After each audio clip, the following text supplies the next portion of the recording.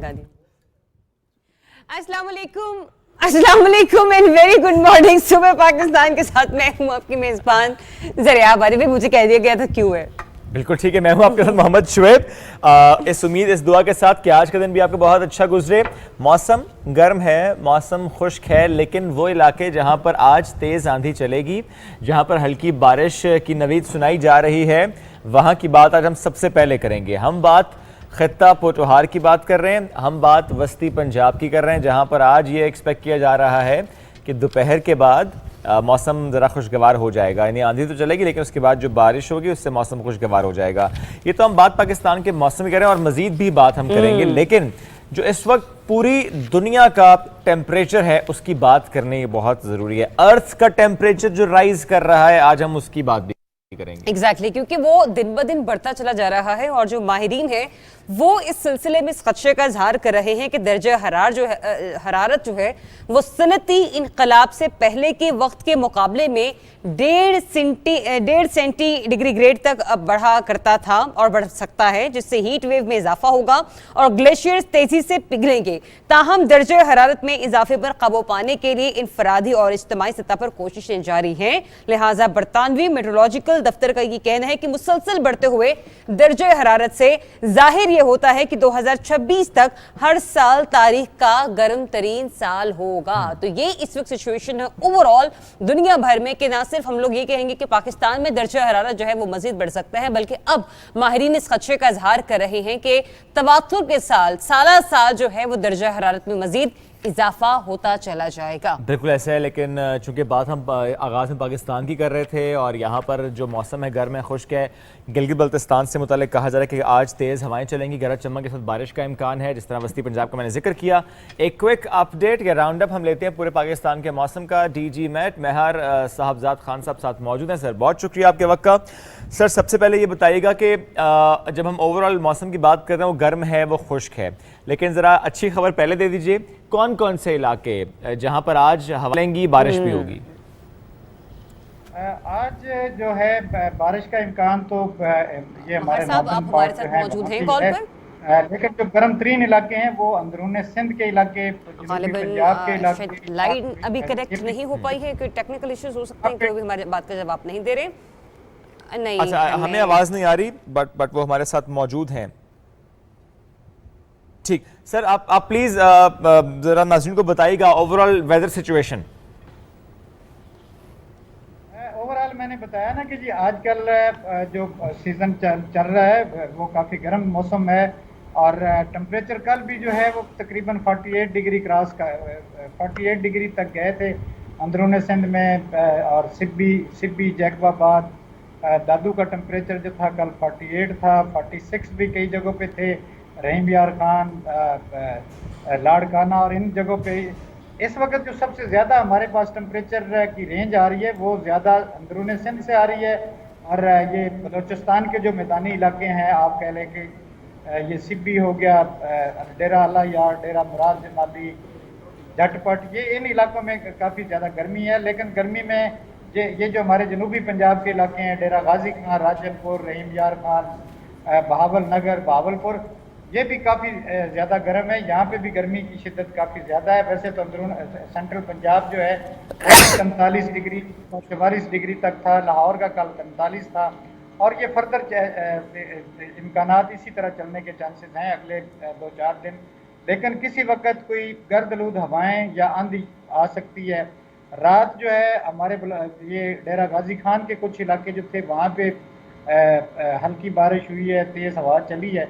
तो इस तरह ये सिलसिला दरमियान में चलता भी रहेगा कि जी लोकल बिल्डअप्स भी हो सकती हैं किसी वक्त। और वो कुछ इलाकों में जैसे इस्लामाबाद परसों हुआ था 2-3 दिन पहले की जी दिन को काफ़ी शिद्दत थी टेम्परेचर की।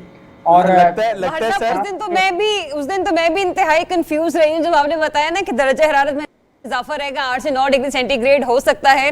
बाहर बादल थे भी तो भी मैं ये करती कि नहीं, मैं विंडो नीचे नहीं करूंगी, शायद बाहर मौसम गर्मी होगा, बट एनीवेज ऐसा होता रहता है। कुदरत पर किसी का भी कोई जो है वो काबू नहीं है, माँ से खुदा की जात के। माहिर साहब जरा ये भी फरमाइएगा कि क्या आने वाले दिनों में अगर ये हफ्ता हम गुजार भी लें गर्मी के बाद, तो कोई बारिश की नवीद किसी तरफ कोई नजर हमें आएगी? मैदानी इलाकों की तरफ भी अगर हम देखें, या फिर वो लोग जो कि अपना ट्रिप्स प्लान करते हैं, टूर्स प्लान करते हैं, और अगर वो गिलगित बल्तिस्तान, हुंजा, कैलाश, चित्राल इन इलाकों की तरफ निकलते हैं, तो उनके लिए वेदर एडवाइस दी क्या होगी? हाँ, इनके जो हमारे शुमाली इलाका जहात हैं, फर्ज करें जी KPK के चित्राल या इस तरह की वैलीज जो हैं, या गिलगित है, हुंजा है, ये इलाके या मरी, वहाँ पे तो टेम्परेचर थोड़ा सा मॉडरेट होता है, वहाँ पे ऐसी कोई बात नहीं है, टेम्परेचर काबिल बर्दाश्त है। और सीज़न भी अगर देखा जाए ना, तो जब टेम्परेचर आपके पास मैदानी इलाकों में ज़्यादा है, उन दिनों में जाने का वहाँ पे मज़ा होता है कि जी वहाँ पे थोड़ा सा वेदर वहाँ डाउन की निस्बत जो होता है वो अच्छा होता है, तो वहाँ पे जाने के लिए बड़ा अच्छा मौसम है। वहाँ पे फिर वहाँ के फल फ्रूट्स हैं, चेरी वगैरह, वो भी अभी मिलती हैं, वरना वो उसके बाद तो वो भी खत्म हो जाती हैं। बिल्कुल ऐसे ही आई है। विश कि हमें खाने का मौका मिले। इंशाल्लाह। माहिर साहबजाद खान साहब बहुत शुक्रिया, साथ मौजूद थे आप और मौसम की सूरत हाल से मुतालिक हमसे गुफ्तगू कर रहे थे। ज़रा सियासतनामे पर एक क्विक अपडेट आपके साथ हम शेयर करते हैं नाजरीन, और जब सियासी मंजरनामे की बात हम करेंगे तो क्विक आपको लेकर चलेंगे लंदन, चूँकि वहाँ पर पाकिस्तान के वज़ीर-ए-आज़म मियां मोहम्मद शहबाज शरीफ साहब वफ्द के हमरा मौजूद हैं। कल हमने अपने शो के दौरान ही ब्रेकिंग की थी कि वहाँ पर पहुँच चुके थे वो। वफाकी वज़ीर इत्तलात व नशरियात मरियम औरंगज़ेब साहबा वहाँ पर साथ मौजूद हैं, एहसन इकबाल साहब साथ मौजूद हैं, दीगर वज़रा साथ मौजूद हैं, और ये अहम मुलाकात मियां मोहम्मद नवाज़ शरीफ साहब से हुई है। उस मुलाकात का हम जिक्र करते हैं, कुछ विजुअल्स भी आपको दिखा रहे हैं कि जिस वक्त मियां मोहम्मद शहबाज शरीफ साहब पहुँचे, जैसे वो दोनों भाई मिले, ज़ाहिर है एक तो भाइयों की मुलाकात, दूसरा ये कि वज़ीर-ए-आज़म का मनसब संभालने के बाद ये मुलाकात थी, मुबारकबाद भी दी गई, और जो मुल्क की इस वक्त सूरत हाल है, बिलखुसूस जो मौशी सूरत हाल है, उस पर तफसीली तबादला ख्याल किया गया। बिल्कुल, मुस्लिम लीग नून के कायद मियां नवाज शरीफ साहब की तरफ से कुछ जो हिदायत हैं वो भी पार्टी के सीनियर रहनुमाओं को दी गई हैं। ऐसे में वज़ीर-ए-आज़म शहबाज शरीफ साहब चूँकि खुद वहाँ पर मौजूद हैं, तो उन्हें भी इस बारे में बताया गया कि अवाम जो है वो इस वक्त मौशी हालात से खासी परेशान दिखाई दे रही है, और ये कहा गया है कि अगर आने वाला बजट इंशाल्लाह मुस्लिम लीग नून पेश करती है, तो फिर ऐसे में कोशिश की जाए कि अवाम पर कम बोझ डाला जाए, क्योंकि पेट्रोल प्राइसेस इंक्रीज होंगे, इसके बारे में भी ये बताया जा रहा है। तो लिहाजा हमने ये भी देखा कि डॉलर भी खासा जो है वो ऊंची उड़ान भर रहा है। ऐसे में मुस्लिम लीग नून के कायद ने अवाम का दुख, अवाम का दर्द समझते हुए उन्हें ये कहा है कि आप कोशिश करें कि कुछ इस तरह से हिकमत अमली तरतीब दी जाए कि जब नया वफाकी बजट पेश किया जाए तो अवाम को उससे रिलीफ मिले, ना कि मजीद उन पर बोझ डाला जाए। एग्जैक्टली। और इस इजलास के बाद मरियम औरंगज़ेब साहिबा ने एक अहम बयान जारी किया और कहा कि कायद मोहम्मद नवाज़ शरीफ की ज़ेर सदारत जो हतमी फ़ैसले हैं उससे मुतालिक इजलास एक और होना है, मज़ीद डिस्कशंस होनी है। अरे इस इजलास में अवाम को बहरान से जो निकालने के लिए हिकमत अमली है वो मुरतब की जाएगी, उसकी मंजूरी दी जाएगी, और जो तमाम फैसले किए जा रहे हैं, जो इसका ऐलान होगा वो इत्तेहादी जमातों की मुशावरत के बाद होगा। तमाम स्टेक होल्डर्स को साथ लेकर चलेंगे, और ये बड़ी अच्छी एक रवायत कायम की गई है कि तमाम जो पार्टी साथ हैं उनको साथ लेकर चल रहे हैं, किसी को साइड लाइन नहीं किया गया, सबके साथ चल रहे हैं। जो फैसला भी हो तो सबको ऑन बोर्ड लिया जाता है। और स्पेशली हमने इसकी एक झलक इस अंदाज में भी देखी कि जब जनाब आसिफ अली ज़रदारी साहब ने प्रेस कॉन्फ्रेंस की तो उन्होंने कहा कि चूंकि मुस्लिम लीग नून की सीनियर क़यादत इस वक्त लंदन में मौजूद है और कैबिनेट के सीनियर रहनुमा वहां पर मौजूद हैं, तो ऐसे में मैं कायद मुस्लिम लीग नून के कायद मियां नवाज शरीफ साहब के कंसल्ट के बाद, उनके साथ कंसल्टेशन के बाद जो ये प्रेस कॉन्फ्रेंस है वो कर रहा हूं, और न सिर्फ आवाम को इस सिलसिले में तमाम की जो कोशिश है उसमें लेने के लिए मैं यहाँ पर आज आप लोगों से मुखातिब हूँ, बल्कि साथ ही साथ उन्होंने ये भी कहा कि हम तमाम तर जो मुल्की मामलात हैं उनको मिलकर लेकर चलने की कोशिश करेंगे। तो यूं कह लीजिए कि जो हमने पीडीएम इत्तेहाद देखा और जिस तरह से इस वक्त मौजूदा मंजर आम पर आई है, ऐसे में तमाम इत्तेहादियों के जो तहफ़्फ़ुज़ात हैं और जो उनकी सिफारिशात हैं उन्हें कदर की निगाहों से देखा जा रहा है। एग्जैक्टली। और जिस जिस सेक्टर में जो मसला है उसको पिन पॉइंट किया जा रहा है, उस पर डिस्कशन हो रही है। फॉर एग्जाम्पल जो तवानाई का शोबा है, इसमें जो साबिक हुकूमत के पैदा करदा संगीन बहरान की अगर हम बात करें, जिसमें लोड शेडिंग, तेल और LNG न मंगवाने की जो तफसीलात हैं ये सारी वहाँ पर शेयर की गई हैं, उस पर डिस्कशंस हुई हैं। महंगाई और लोड शेडिंग से आवाम को निजात दिलाना और रिलीफ की फराहमी से मुतालिक जो मुख्तलिफ सिफारिशात मुरतब की गई उन पर डिस्कशंस हुई हैं। तो अब तक के जो इकदाम रहे, यानी मुस्लिम लीग नून की जो हुकूमत, यानी इस वक्त जो इत्तेहादी जमातों की हुकूमत है, जो इकदाम इस वक्त उठाए गए उस सब पर मशावरत की गई है और जो माशी हकाइक हैं उनकी रोशनी में मुस्तकबिल के जो इकदाम में अपनी जो भी सजेशंस हैं वो पेश की गई हैं। और इस सिलसिले में फिर ये भी बताया गया है कि जो खबरें जो है मनगढ़ंत फैलाई चली जा रही थी कि इस वक्त जो मुल्क में बिजली की पैदावार है उसमें कमी का सामना है, जो मुल्क है उसमें 5000 मेगावाट के शॉर्टफॉल की खबरों की बाकायदा तौर पर वजारत तवानाई की तरफ से तरदीद कर दी गई है, जिसका अक्स भी आप इस वक्त हमारी स्क्रीन पर देख सकते हैं। और कहा गया बाकायदा तौर पर वजारत तवानाई की जानिब से कि इन खबरों में कोई दावा नहीं है। हाँ, लेकिन इसके बरक्स एक और फिगर भी उन्होंने शेयर किया। उन्होंने कहा कि मुल्क में मजमूई जो बिजली की पैदावार है 20,000 है। नहीं, वो ये कह रहे हैं कि 20,000 है, लेकिन कहा यह गया कि 2000 मेगावाट है। उस हिसाब से जो है वो गलत है, लेकिन मौजूदा जो इस वक्त पैदावार है वो 20,000 कंफर्म फिगर दिया गया है।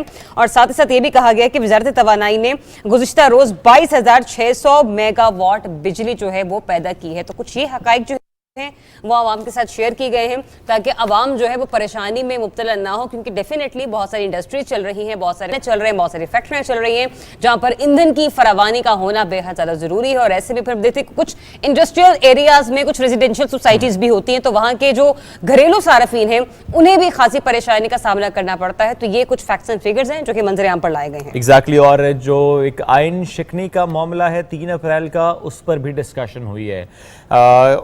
उस पर भी डिस्कशन हुई कि आइन और कानून के मुताबिक अब इन मामलों को देखा जाएगा और निपटा जाएगा, जो जो इसके पीछे है उसको देखा जाएगा। चलें, ये हमने बात कर ली जो इस वक्त लंदन में होने वाली अहम मुलाकात है और जिससे हम देख रहे हैं कि मुल्क में जो बहरान है, जो माशी मसाइल हैं, उस पर कैसे हद तक हम काबू पाएंगे। अब आपको सवाबी लेकर चलते हैं और एक जलसे का जिक्र करते हैं। मरियम नवाज का जलसा, क्या कामयाब जलसा वो। और इसमें मुस्लिम नून के जलसे पर मरियम औरंगज़ेब साहिबा ने कहा है कि आवाम का सैलाब है, ये इसको रोक नहीं सकता, ठाठे मारता समंदर है सवाबी में।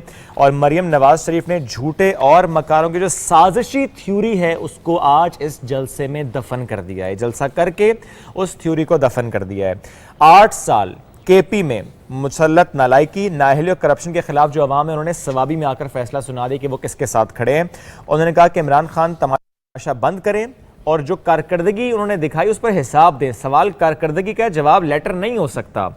सवाल कारकर्दगी का हो रहा है, सवाल मुख्तलिफ सेक्टर्स में होने वाली नाअहली नालायकी का हो रहा है, उसका जवाब लेटर नहीं हो सकता। मरियम औरंगज़ेब ने खैबर पख्तूनख्वा के बहादुर, सच्चे और गैरतमंद पश्तूनों का शुक्रिया अदा किया उस जलसे को कामयाब बनाने के हवाले से, और कहा कि अवामी अदालत ने इमरान खान के साजिशी खत के तमाशे को एक कुव्वत के साथ मुस्तरद कर दिया है। बिल्कुल। और दूसरा हमने फिर ये भी देखा कि कल उन्होंने बाकायदा तौर पर कहा कि हम भी जान चुके हैं कि इस वक्त मौजूदा हुकूमत बनाने के बाद मुल्क में मौशी सूरत हाल क्या है। तो ऐसे में मैं अपना सिर्फ अपनी जमात को बल्कि बाकी इत्तेहादियों को भी कहूंगी कि इमरान खान की बदबूदार कारकर्दगी का जो टोकरा है उसे अपने सर पर उठाने की कोशिश ना ही करें अब हम, तो ज़रा ज़्यादा बेहतर है। लेकिन ओवरऑल मैं मरियम नवाज शरीफ साहिबा को इस बारे में आप भी इत्तफाक करेंगे और बाकी भी जो सियासी हल्के हैं वो भी इस पे क्या कहते हैं बड़ी इस चीज़ को अप्रिशिएट करते हैं कि इस वक्त जो अगर मुस्लिम लीग नून की सियासत है ना उसकी कोई अलमबरदारी कर रहा है तो वो मरियम नवाज साहिबा है। मतलब हम ये देखें कि जिस वक्त केसेस थे बहुत ज़्यादा मुस्लिम लीग नून की सीनियर क़यादत पर और ख़ुद भी उन्हें बहुत सारे केसेस का सामना था। मियां नवाज शरीफ साहब चूँकि लंदन में मुकीम हैं और थे, तो ऐसे में अगर किसी ने यूँ कह लीजिए कि मुस्लिम लीग नून की बागदौड़ संभाली है, बड़े बड़े जलसे करके दोबारा से एक बार फिर से दबाम बख्शा है, तो वो मुस्लिम लीग नून की सियासत को मरियम नवाज साहिबा ने बख्शा है। और यूँ कह सकते हैं हम कि एक नई विमेन लीडर की जो पावर है उसको पाकिस्तान में उभरता हुआ देख रहे हैं। तो एक अच्छा कल भी पावर शो था जो कि स्वाबी में किया गया। सो लेट्स सी आने वाले दिनों में जो मजीद जलसे होने हैं वो किस कदर कामयाब। अच्छा, ये तो हम लोग मुस्लिम लीग नून की सीनियर क़यादत के हवाले से डिस्कशन कर ही रहे हैं कि लंदन में क्या हो रहा है और इस वक्त पाकिस्तान में किस किस्म के जलसे हो रहे हैं। लेकिन चूंकि हमजा शहबाज शरीफ हमारे नए वज़ीर आला पंजाब हैं, वो भी खासे मुतहरिक नजर आ रहे हैं। और कल चूंकि हमने देखा कि वो मुख्तलिफ मकामात पर उन्होंने विजिट्स किए हैं और ऐसे में लाहौर समेत बड़े शहरों में ट्रैफिक मैनेजमेंट के लिए 7 रोज में एक ट्रैफिक प्लान जो है उन्होंने तलब किया है कि वो तमाम लोग जो कि ट्रैफिक के अमले के साथ मंसूब हैं, जो कि बतौर एम्प्लॉय अपने वहाँ पे किरदार जो है वो निभा रहे हैं, उनकी तरक्कियों का जो मामला है वो किस तरह से आगे बढ़ाया जा सकता है, क्योंकि खासे अरसे से उनके ओहदों पर तरक्की उन्हें नहीं मिली है। तो लिहाजा कुछ इस तरह का प्लान तरतीब और तश्कील दिया जाए ताकि इस मुतवस्सित तबके को भी आगे बढ़ाया जाए। और जब बात ट्रैफिक मैनेजमेंट प्लान किया तो उन्होंने कहा मुझे शॉर्ट टर्म प्लान भी दिखाइए, मीडियम भी दिखाइए, लॉन्ग टर्म प्लान भी दिखाइए, यानी फौरन रिलीफ भी मिले, वस्त मुद्दती रिलीफ भी हो और फिर एक लॉन्ग टर्म रिलीफ हो। अवाम का ये जो एक मसला है ट्रैफिक का बिलखुसूस बड़े शहरों में, इसका भी तदारुक होना चाहिए। अच्छा, इससे पहले मैं, क्योंकि मरियम औरंगजेब साहबा की बात हुई थी, मैं एक खबर और थी तो वो शेयर करना चाह रहा था, और वो जनाब कि अगर आपने 5 लाख रुपए हासिल करने हैं, अगर आपको इनामी रकम चाहिए, अच्छा, वैसे इसका तो मैं भी इंतजार कर रही थी, 5 लाख रुपए, तो आप फिर कैसे चली गई आगे? मरियम औरंगजेब साहबा की बात होते होते हमजा शहबाज नहीं, मैं मरियम औरंगजेब नहीं, मैं मरियम नवाज साहबा का जिक्र कर रही थी। लेकिन वो एक्चुअली ट्वीट उनकी थी ना, मरियम औरंगजेब साहिबा की। चले, तो उन्होंने चूंकि 75वें यौम आज़ादी की जो डायमंड जुबली है इसके मौके पर कहा है कि आपने पाकिस्तान के यौम, यानी हम जब बात करें 14 अगस्त की सेलिब्रेशंस की हम बात कर रहे हैं, इंडिपेंडेंस डे की, तो इस पर आपने पाकिस्तान के लिए एक लोगो डिज़ाइन करना है जो कि फिर हमें स्क्रीन्स पर नज़र आएगा, हमें अखबारों में नज़र आएगा, हमें सोशल मीडिया पर नज़र आएगा। वो लोगो जो डिज़ाइन करेगा उसको मिलेंगे 5 लाख रुपए। 15 मई तक आपने अपनी एंट्रीज जो हैं वो भेजनी है। बिल्कुल आपने ऐसे करने, और मेरे ख्याल से सिर्फ पाकिस्तान में टैलेंट की कमी नहीं है। हमारे बच्चे जो फिल्म एंड टीवी के स्टूडेंट्स हैं और साथ ही साथ जो आज के बच्चे हैं वो इस वक्त बड़े ही एंटरटेनिंग हैं, और उन्होंने अपने भी बहुत अच्छे ऐसे प्लेटफॉर्म जो कि फ्रीलांसिंग के तौर पर वो लोग काम कर रहे हैं। तो मेरे ख्याल से जो सबसे सुनहरी मौका है ये हमारे उन टीनेजर्स के लिए जो कि इस वक्त ग्रेजुएशन कर रहे हैं, मास्टर्स की डिग्रीज हासिल कर रहे हैं फाइन आर्ट्स में। तो आप जो है वो अपनी सलाहियतों को बुरुए कार लाते हुए ये डायमंड जुबली का जो लोगो है वो डिजाइन कीजिए, लेकिन वक्त कम है, मुकाबला सख्त है, और आपने 15 मई की गालिबन तारीख है 15 मई तक जनाब, आपने 15 मई तक ये जो लोगो है ये डिजाइन करके हमें भेज देना है। एंड लेट्स सी, हमें भी खुशी होगी कि यूं तो बहुत सारी एड एजेंसियां हैं जो कि पैनल पर होती हैं और काम कर रही होती इंफॉर्मेशन मिनिस्ट्री के लिए, लेकिन ऐसे में अगर किसी नए आने वाले टैलेंट को प्रमोट किया जाता है तो ये एक बहुत सुनहरी मौका है उससे कामयाबी हासिल करने और का। इसमें आपने सिर्फ करना ये कि आपने जो अपनी एंट्री है वो dgdfpen@gmail.com पर इरसाल करनी है 15 मई से पहले। चलें बढ़ते हैं आगे, कुछ और खबरें वो शेयर करते हैं आपसे। और एक खबर हमारे पास ये भी है कि जो 2019 में भारत ने एक गैर कानूनी काम किया था, मैं बात मकबूजा वादी की कर रहा हूँ, तो पहले भी जो उसने हरकतें की मोदी सरकार ने, या फॉर दैट मैटर भारत की जब गवर्नमेंट्स जो रहीं, जिस तरह वो जुल्म सितम के पहाड़ गिराते रहे हैं मकबूजा वादी पर, लेकिन 2019 का जो एक गैर कानूनी गैर आईनी इक़दाम है मैं उसकी बात कर रहा हूँ, जिसके हवाले से वज़ीर ख़ारजा बिलावल भुट्टो ज़रदारी ने अक़वाम मुत्तहिदा के इस्लामिक काउंसिल के सदर को भारत की मकबूजा कश्मीर में गैर कानूनी हदबंदी मश्क पर एक ख़त लिखा है। तर्जुमान दफ्तर ख़ारजा आसिम इफ्तिखार साहब ने कहा है कि वज़ीर ख़ारजा ने अक़वाम मुत्तहिदा के इस्लामिक काउंसिल के सदर और अक़वाम मुत्तहिदा के सेक्रेटरी जनरल को एक ख़त लिखकर पाकिस्तान 5 अगस्त 2019 के भारत के इस गैर कानूनी और यकतरफ़ा कदम के तनाजुर में मकबूजा जम्मू कश्मीर में तशवीशनाक सूरत हाल को हर आलमी फोरम पर पहले भी उजागर करता रहा है, मजीद भी उजागर करते रहेंगे। और तर्जुमान दफ्तर ख़ारजा ने कहा है कि बिलावल भुट्टो साहब ने ख़त के ज़रिए ख़ास तौर पर मकबूजा जम्मू कश्मीर में जो ये गैर कानूनी हदबंदी की मश्क हुई है, इसके ज़रिए मुसलमानों की नुमाइंदगी जो वहाँ पर कम करने की कोशिश की जा रही है, इस भारत की मज़मूम चाल से मुतल्लिक़ आगाह किया गया है। तो ये एक बड़ा अहम लेटर है जो कि बिलावल भुट्टो ज़रदारी साहब ने लिखा है। उसके अलावा मजीद खबरें भी हैं ज़रिए? बिल्कुल, हमारे पास मजीद टॉपिक जरा वो भी आपके साथ शेयर कर लेते हैं, क्योंकि जब हम लोग इस तरफ बात करें मकबूजा वादी कश्मीर की, तो जो बाकी ममालिक में भी अगर इस किस्म के वाक़यात रिपोर्ट होते हैं, रूनुमा होते हैं, जहाँ पर मुस्लिम अक़लियतों हों या फिर मुस्लिम अक्सरियत में रहने वाले कुछ मखसूस लोगों को निशाना बनाया जाता है, तो उस पर भी पाकिस्तान जो है वो आवाज़ बुलंद किए हुए है। वज़ीर आज़म मोहम्मद शहबाज शरीफ ने इसराइली फौजियों के हाथों अल जज़ीरा टेलीविजन की सहाफ़ी शेरी अबू अक़ला के कत्ल की शदीद अल्फाज में मज़म्मत की है, और अपने ट्विटर पैगाम में प्राइम मिनिस्टर ऑफ पाकिस्तान जनाब शहबाज शरीफ साहब ने कहा कि मज़लूम अफराद की खबरें देने वाली आवाज़ को खामोश करना इसराइल और भारत की तरफ से फ़लस्तीन और मकबूजा कश्मीर में इख्तियार की जाने वाली सोची समझी हिकमत अमले का हिस्सा है। और वाकई ये इंतहाई अफसोसनाक और दिलखराश वाक़या है। गुज़िश्ता रोज़ भी हमने देखा कि हर सोशल मीडिया की वेबसाइट पर इस मामले को न सिर्फ उठाया जा रहा है, इस पर बात की जा रही है, बल्कि जिस तरीके से सानेहा रिपोर्ट हुआ है उसे भी काबिल मजम्मत अल्फाज में दुनिया को झंझोड़ने की कोशिश की जा रही है कि इसराइली फौजियों के हाथों अल जज़ीरा टेलीविजन के सहाफ़ी के साथ जो बदसलूकी की गई कि उन्हें मौत के घाट उतार दिया गया, ये इंतहाई एक शर्मनाक वाक़या है और अक़वाम मुत्तहिदा को इस पर सोचना चाहिए कि किस तरह से इंसानी हुकूक की खिलाफ वर्जी की जा रही है, इंसानी हुकूक की पामाली की जा रही है। बिल्कुल, और इससे मतलब आपने गुफ्तगू की कुछ और ख़बरें भी हैं, वो शामिल करेंगे। एक ख़बर ये भी आ रही है हमारे पास कि बिल गेट्स साहब इस कोविड पॉजिटिव, उनको कोविड हुआ है, उन्हें कोरोना हुआ है। उससे मुतालिक कोई अपडेट थी आपसे शेयर हमने की है। दैट शोज़ कि आप देखिए कि एहतियात भी हो रही होगी, वैक्सीनेशन भी होगी, और उन्होंने ख़ुद अभी इस खबर को शेयर भी किया अपने ट्विटर हैंडल से कि उन्हें कोरोना की तस्दीक हुई है, कोरोना कोविड पॉजिटिव है।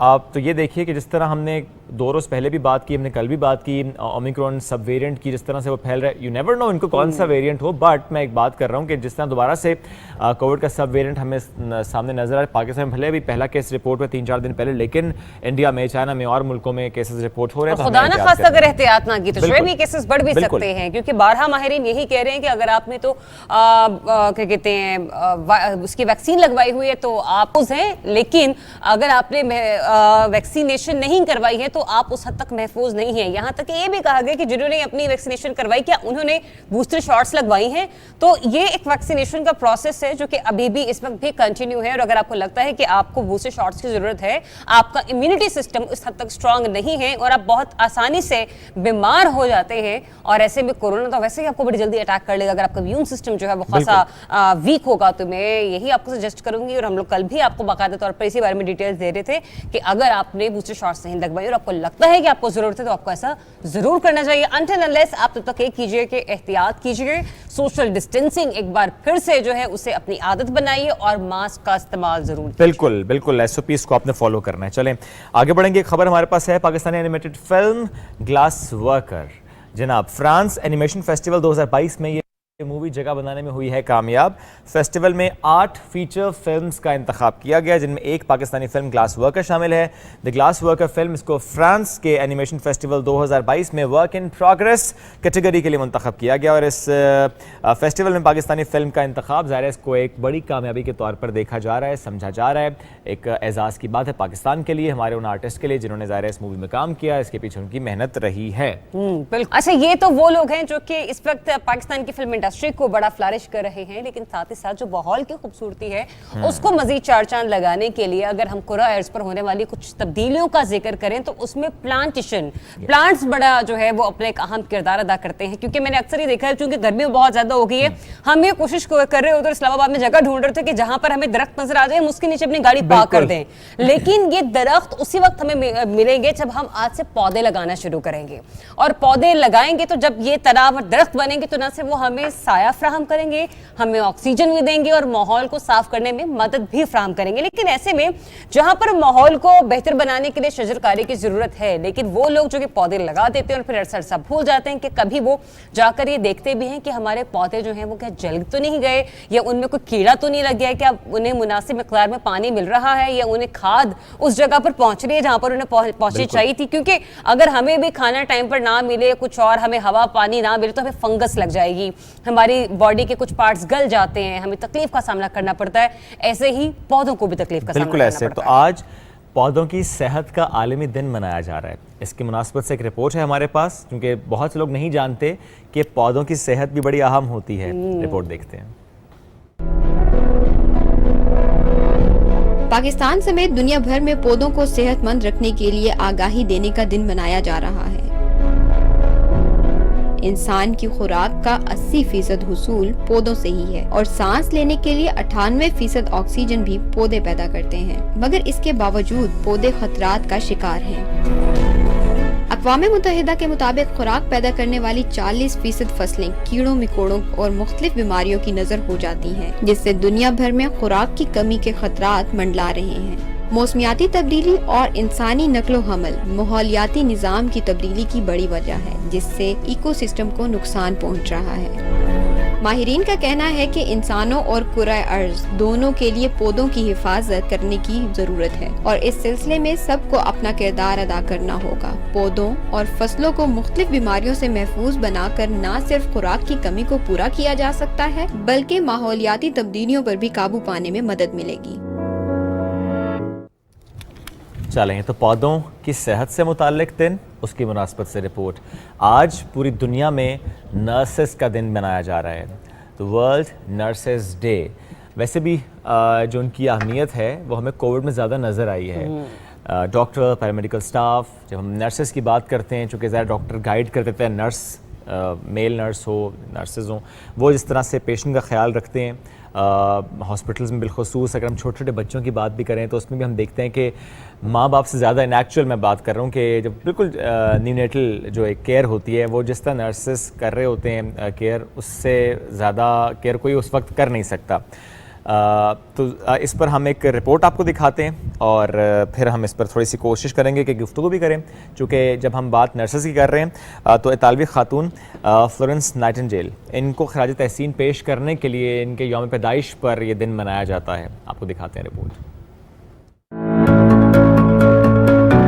पाकिस्तान समेत दुनिया भर में नर्सेज का आलमी दिन इंटरनेशनल काउंसिल ऑफ नर्सेज के ज़ेरे एहतमाम हर साल 12 मई को मनाया जाता है। 1860 में नर्सिंग के मुकद्दस पेशे की बुनियाद रखने वाली इतालवी खातून फ्लोरेंस नाइटिंगेल को खराज तहसीन पेश किया जाता है। शोबा सेहत में नर्सिंग को रीढ़ की हड्डी की हैसियत हासिल है। मरीजों की हिफाजत, देखभाल और तीमारदारी में एक नर्स अहम किरदार अदा करती है। इस दिन की मुनासबत से नर्सिंग से मुंसलिक अफराद की खिदमात को खिराज तहसीन पेश किया जाता है और साथ ही इस शोबे से वाबस्ता खवातीन को दरपेश मसाइल भी उजागर किए जाते हैं। पाकिस्तान में नर्सिंग के शोबे की बुनियाद साबिक वजीर आजम लियाकत अली खान की अहलिया बेगम राना लियाकत अली खान ने रखी थी। इस वक्त पाकिस्तान नर्सिंग काउंसिल के नाम से नर्सिंग का एक रेगुलेटरी अदारा कायम है जिसका मकसद नर्सों को खुद मुख्तार बनाना है। मुल्क में नर्सिंग की बुनियादी तरबियत के लिए चारों सूबों में मजमूई तौर पर 162 इदारे कायम हैं। कोरोना वायरस की हालिया वबा में पाकिस्तान में नर्सों ने ऐसे शानदार अंदाज में फराइज की अदायगी की जिसकी तारीख में कम ही मिसाल मिलती है। जी, तो नर्सों के हवाले से रिपोर्ट आपने मुलाहिजा की, लेकिन हम यहाँ पे ये ज़रूर कहेंगे कि जब नर्स के शोबे की हम बात करते हैं तो वहाँ पे सिर्फ फीमेल नर्स नहीं होती, वहाँ पर मेल नर्स भी मौजूद होते हैं। तो इस टॉपिक के बारे में मजीद क्या डिस्कशन हो सकती है, किस तरह से हम उनकी अहमियत को उजागर कर सकते हैं, बात करेंगे छोटी सी ब्रेक के बाद। स्टे ट्यून, सुबह पाकिस्तान।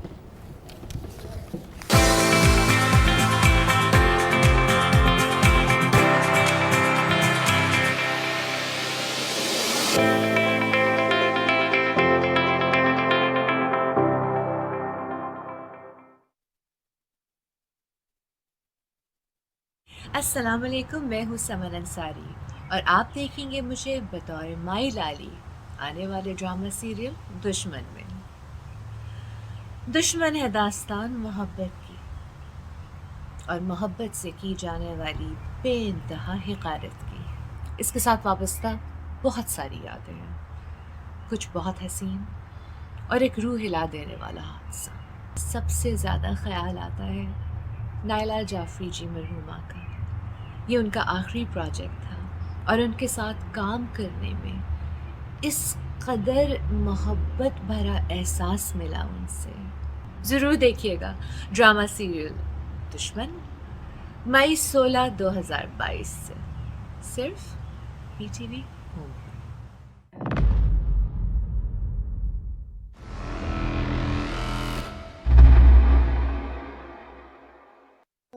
अश्क आँखों की जिंदगी में कोई दुख, ना होठों पे तुहाई कोई परेशानी, होती, कोई तकलीफें नहीं होती। रस्म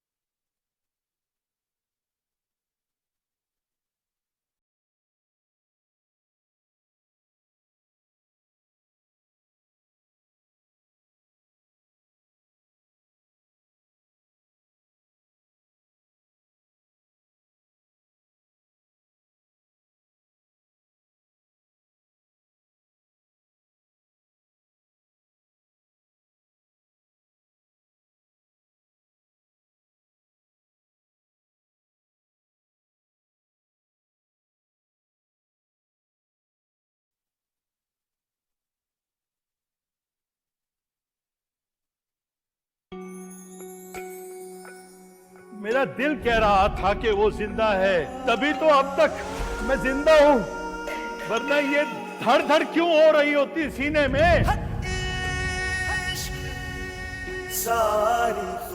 तेरी आंखें छीन ली, मुझे अंधेरे में बंद कर दिया, पर सारे हार गए, अंधेरा भी और दीवारें भी।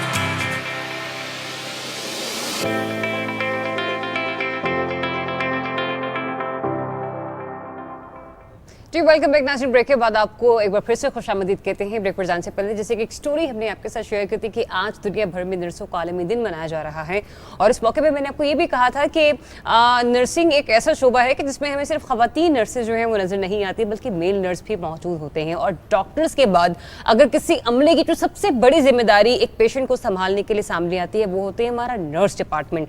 तो इस नर्सिंग डिपार्टमेंट के हवाले से आज बात करते हैं कि किस तरह से ये काम कर रहा है। और अगर हम सरकारी इदारों में नर्सेज के हवाले से बात करें तो वो, क्योंकि बाज़ औक़ात ऐसा होता है कि कुदरती आफात की कंडीशन में जब बहुत सारे कैजुअलिटीज होती हैं तो उन्हें सरकारी अस्पतालों में ले जाया जाता है, और वहां पर ये अमला अपनी खिदमत बहुत ऐसे तरीके से अंजाम देने की भरपूर कोशिश करते हैं। ऐसे में हमें ज्वाइन किया है चेयरमैन पिम्स नर्सिंग एसोसिएशन शरीफ खटक साहब ने। अस्सलाम वालेकुम sir and very good morning. कैसे हैं आप? Thank you so much. Thank you sir, मैंने जैसे कि अभी कहा कि जब कुदरती आफात का सामना हमें होता है तो सबसे पहले बहुत सारे जो मुतासरीन होते हैं उन्हें सरकारी अस्पतालों में ले जाया जाता है। फिर ऐसे में उन नर्सिंग स्टाफ को भी बुला लिया जाता है जो किसी घर से छुट्टी पर होती हैं, किसी की फैमिली में शादी होती है, खुदा न खास्ता फौतगी के मामलात होते हैं, लेकिन फिर भी उन्हें भाग दौड़ कर उस मकाम तक पहुंचना होता है। कितनी जिम्मेदारी वाली नौकरी है ये। जी जी, थैंक यू सो मच। सबसे पहले आपका शुक्रिया, और इसके बाद मैं आज तमाम दुनिया में नर्सेस को आज का दिन जो है 12 मई जो इंटरनेशनल नर्सेस डे सेलिब्रेट किया जाता है, मुबारकबाद पेश करना चाहता हूँ। जी बिल्कुल, आपने अच्छी बात की। हमारी जो ड्यूटी है, नर्सिंग प्रोफेशनल की जो ड्यूटी है वो राउंड द क्लॉक है, और वैसे भी हेल्थ केयर सिस्टम में छुट्टी का कंसेप्ट इतना नहीं होता कहीं पे भी। तो सबसे पहले तो हम बाउंड हो जाते हैं, चाहे ईद हो या चाहे कोई भी इवेंट हो, हमारी घर के फंक्शन हो या किसी किस्म का। लेकिन जब मुल्क व कौम के लिए हमारी ज़रूरत पड़ती है तो हम फ्रंट लाइन वॉरियर हैं और हम सबसे पहले हाज़िर होते हैं। हमें इस बात में खुशी महसूस होती है कि इस तरह के हालात में जब नेशनल डिज़ास्टर हों या कोई भी मसला हो जाए और हमें बुला लिया जाता है और हम अपने लोगों की खिदमत के लिए हाज़िर हो जाते हैं। बेशक आपने अच्छी बात की, टफ़ ड्यूटी है, और अपनी खुशियाँ, अपने तमाम जो चीज़ें हैं वो कुर्बानी देनी पड़ती है एक साइड पे। रिसेंटली एक बहुत ही दुनिया में मुश्किल गुजरी है पेंडेमिक जो कोविड-19। तो ऐसे हालात में कि जब हम घर जाते थे तो घर वालों से हमारा जो मिलना होता था या सोशल, वो बहुत ही मुश्किल, क्योंकि SOPs और करनी भी पड़ती थी। तो हम क्या करते थे कि उन लोगों के पास वहाँ पे उन पेशेंट को ट्रीट कर रहे होते थे, उनकी केयर कर रहे होते थे कि जिनको अपने नज़दीक भी नहीं आ सकते थे उनके। तो ये तो पेशा भी है, इबादत भी है, और बेशक ऐसे ही है। हमें इसकी बहुत खुशी भी है और इस पे फ़ख्र भी है। अल्हम्दुलिल्लाह। और जिस तरह आपने खुद हवाला दे दिया कोविड का कि अब तो हालात खास से बदल गए, अब तो ज़ाहिर है लोगों को मालूम है कि अच्छा कोविड का पेशेंट है तो कैसे उसको ट्रीट करना है, और इसमें फैमिली मेम्बर्स को भी अब तो काफ़ी आगाही मिल गई। लेकिन जो सर ने बात की बिलखुसूस आगाज़ में, आपने बड़ा दुरुस्त कहा कि किसी पेशेंट से अगर आपका एक इंटरेक्शन हो गया तो फिर आप घर जाके ज़रा वाइफ है, पेरेंट्स हैं, बच्चे हैं, उन सब से इंटरेक्ट नहीं कर पाते थे। तो ये एक ऐसी चीज़ थी जिसने वाकई बड़ा डिस्टर्ब किया। थोड़ा सा मैं सर आपसे ये भी जानना चाहूँगा कि आपने खुद एक लफ्ज़ कहा कि फ्रंट लाइन वॉरियर्स, जिसको हमने कहा कि कोविड ने हमें ये सिखाया कि हमारा पैरामेडिकल स्टाफ जो है वो फ्रंट लाइन सोल्जर है, था पहले भी, लेकिन इदराक हमें अब हुआ। थोड़े से हम मुश्किलात की बात भी करेंगे। मैं इसलिए भी मुश्किलात की बात करना चाहता हूँ चूँकि नाजरीन को आगाही देनी बड़ी ज़रूरी है। ये हमारी सबकी ऑब्जर्वेशन रही है कि खुदा ना खास्ता अगर पेशेंट की हालत ज़्यादा ख़राब हो जाए, खुदा ना खास्ता जब डेथ हो जाए, तो जो लवाहिकीन होते हैं सब्र का पैमाना लबरेज हो जाता है, और वो जिस तरह फिर रिएक्ट करते हैं पैरामेडिकल स्टाफ के साथ, इस पर बात करनी बहुत ज़रूरी है। चूँकि ज़ाहिर है सब ने चले जाना है, एक वक्त मुकर्रर है। जो डॉक्टर्स हैं, जो पैरामेडिकल स्टाफ है, वो पूरी कोशिश करते हैं, जो उन्होंने सीखा है, जो जितना वो कर पाते हैं वो कोशिश करते हैं, जो टेक्नोलॉजी वो इस्तेमाल कर पाएँ वो करते हैं, जो टेक्निक इस्तेमाल कर पाएँ वो करते हैं, लेकिन एट द एंड ज़ाहिर है सब ने चले जाना है। तो ये जो एक रवैया जिसका मैंने हवाला दिया, थोड़ा इस पर प्लीज़ बताइएगा कि आपने खुद कितना फेस किया, ये कितना बड़ा चैलेंज है? जी, इस तरह के हालात हॉस्पिटल में और हेल्थ सिस्टम में ना कि सिर्फ कोविड के दौरान, इससे पहले जनरली भी हम ये फेस करते चले आते हैं। लेकिन एक बड़ी क्लियर बात है, और हेल्थ प्रोफेशनल को तो सबसे पहले अंडरस्टैंड कर लेनी चाहिए कि हमारे पास जो बंदा तकलीफ़ में आता है, हम सबसे पहले उसकी तकलीफ़ खुद फील कर लेते हैं कि इसको हम ट्रीट कर रहे हैं। अब वो पेशेंट घर वालों का नहीं रहा, वो पेशेंट हमारा हुआ जो हमारे पास हॉस्पिटलाइज हो जाए या हमारे पास चेकअप ट्रीटमेंट। और सेकंड चीज़ ये है कि जिस पे गुजर रही होती है ज़्यादा अंदाज़ा उसी को होता है। अगर उस टाइम पे उसका कोई हमारे साथ बिहेवियर रूड हो सकता है, या उसको प्रॉपरली और जल्दी उसी टाइम पे हम उसको नहीं डील कर सकते बर्डन की वजह से, या मुख्तलिफ उसके प्रोसेस होते हैं। एक पेशेंट है, उसकी इन्वेस्टिगेशन के लिए इंतज़ार करना पड़ता है, लेकिन पेशेंट तकलीफ़ से करा रहा होता है, तकलीफ़ में होता है, उसके अटेंडेंट, उसके लवाहिकीन सारे कह रहे होते हैं कि नहीं पेशेंट को तकलीफ़ है, आप टेस्टों को छोड़े, आप पहले इनकी बिल्कुल शुरू उनको उनके लिए तो उसकी जान अहम है, उसके लिए उसकी तकलीफ नहीं देखी जा रही है, कोई शक नहीं। तो हमें ये है कि उस टाइम पेशेंट की तरफ से, अटेंडेंट की तरफ से, उसके रिश्तेदारों की तरफ से जो कुछ भी हमें कहा जा रहा होता है, हम कोशिश करते हैं कि उनको कन्विंस करें कि आपका मरीज़ हमारे पास है, शफा देने वाली ज़ात ऊपर की है, लेकिन हम हैं केयर डिलीवरर। तो हमारी कोशिश है कि हम उनको सबसे पहले इससे पहले जी आपने हवाला दिया कि पेंडेमिक में ये जो कोविड-19 का, ये तो एक था दुनिया में, पूरी वर्ल्ड वाइड एक क्राइसिस आ गए थे, कोविड का नाम दिया गया था इसको। यकीन करें शुरू में बहुत मुश्किल थी, इतनी मुश्किल थी कि SOPs बहुत स्ट्रिक्ट थे, और शुक्र है हमारे मुल्क में हमारे हुक्मरानों ने बड़ा अच्छा उसको मैं तो समझ रहा हूँ कि बहुत ही अच्छा उनको डील किया है, और अल्लाह का स्पेशल एक ब्लेसिंग कि हमारे ऊपर वो वाली बात नहीं गुजरी जो कि बाकी दुनिया, बाकी ममालिक में हुई है। तो यहाँ पे ये बड़ी ज़रूरी है ये बात कि लोगों को जैसे जैसे अवेयरनेस आती जा रही थी कोविड के हवाले से, वो समझ रहे थे, वो हमारी कंडीशन को भी समझ रहे थे। अब अगर मैं ये कहूँ कि जी हमने 6 घंटे की ड्यूटी के बजाय हमने 18 घंटे ड्यूटी परफॉर्म की, मुश्किल होती थी कि हम घर में सोशल अपने तमाम एक्टिविटीज़ से हम हट गए थे, लेकिन जब हम यहाँ पे आते थे और देखते थे कि हमारा पेशेंट इम्प्रूव कर रहा है, तो खुशी, उस टाइम बहुत खुशी होती थी। वो बाहर की तकलीफ फिर हम इस चीज़ को भूल जाते थे। डॉक्टर साहब, इसमें मैं इसी मामले पे मैं जानना चाहूँगी कि ये एक ऐसा मामला था कि क्योंकि आप भी अपने घर के बेटे भी हैं, वालिद भी होंगे, तो वहाँ पे आपके घर में आपकी वालदा, आपके वालिदैन, आपकी मिसेज के आप इस मामले से थोड़ा हट जाएं, अभी आप ड्यूटीज पर मत जाएं। इसी तरह बहुत सारे नर्सिंग स्टाफ को घर वाले मना करते होंगे, तो जब आपके पास बिल्कुल स्टाफ की कमी होती थी, तो किस तरह से आपने सबको हौसला दिया, इकट्ठा किया? क्योंकि वो एक ऐसा लम्हा था कि बहुत से ऐसे प्यारे हैं जो कि नर्सिंग स्टाफ में भी लोगों ने अपने खो दिए हैं।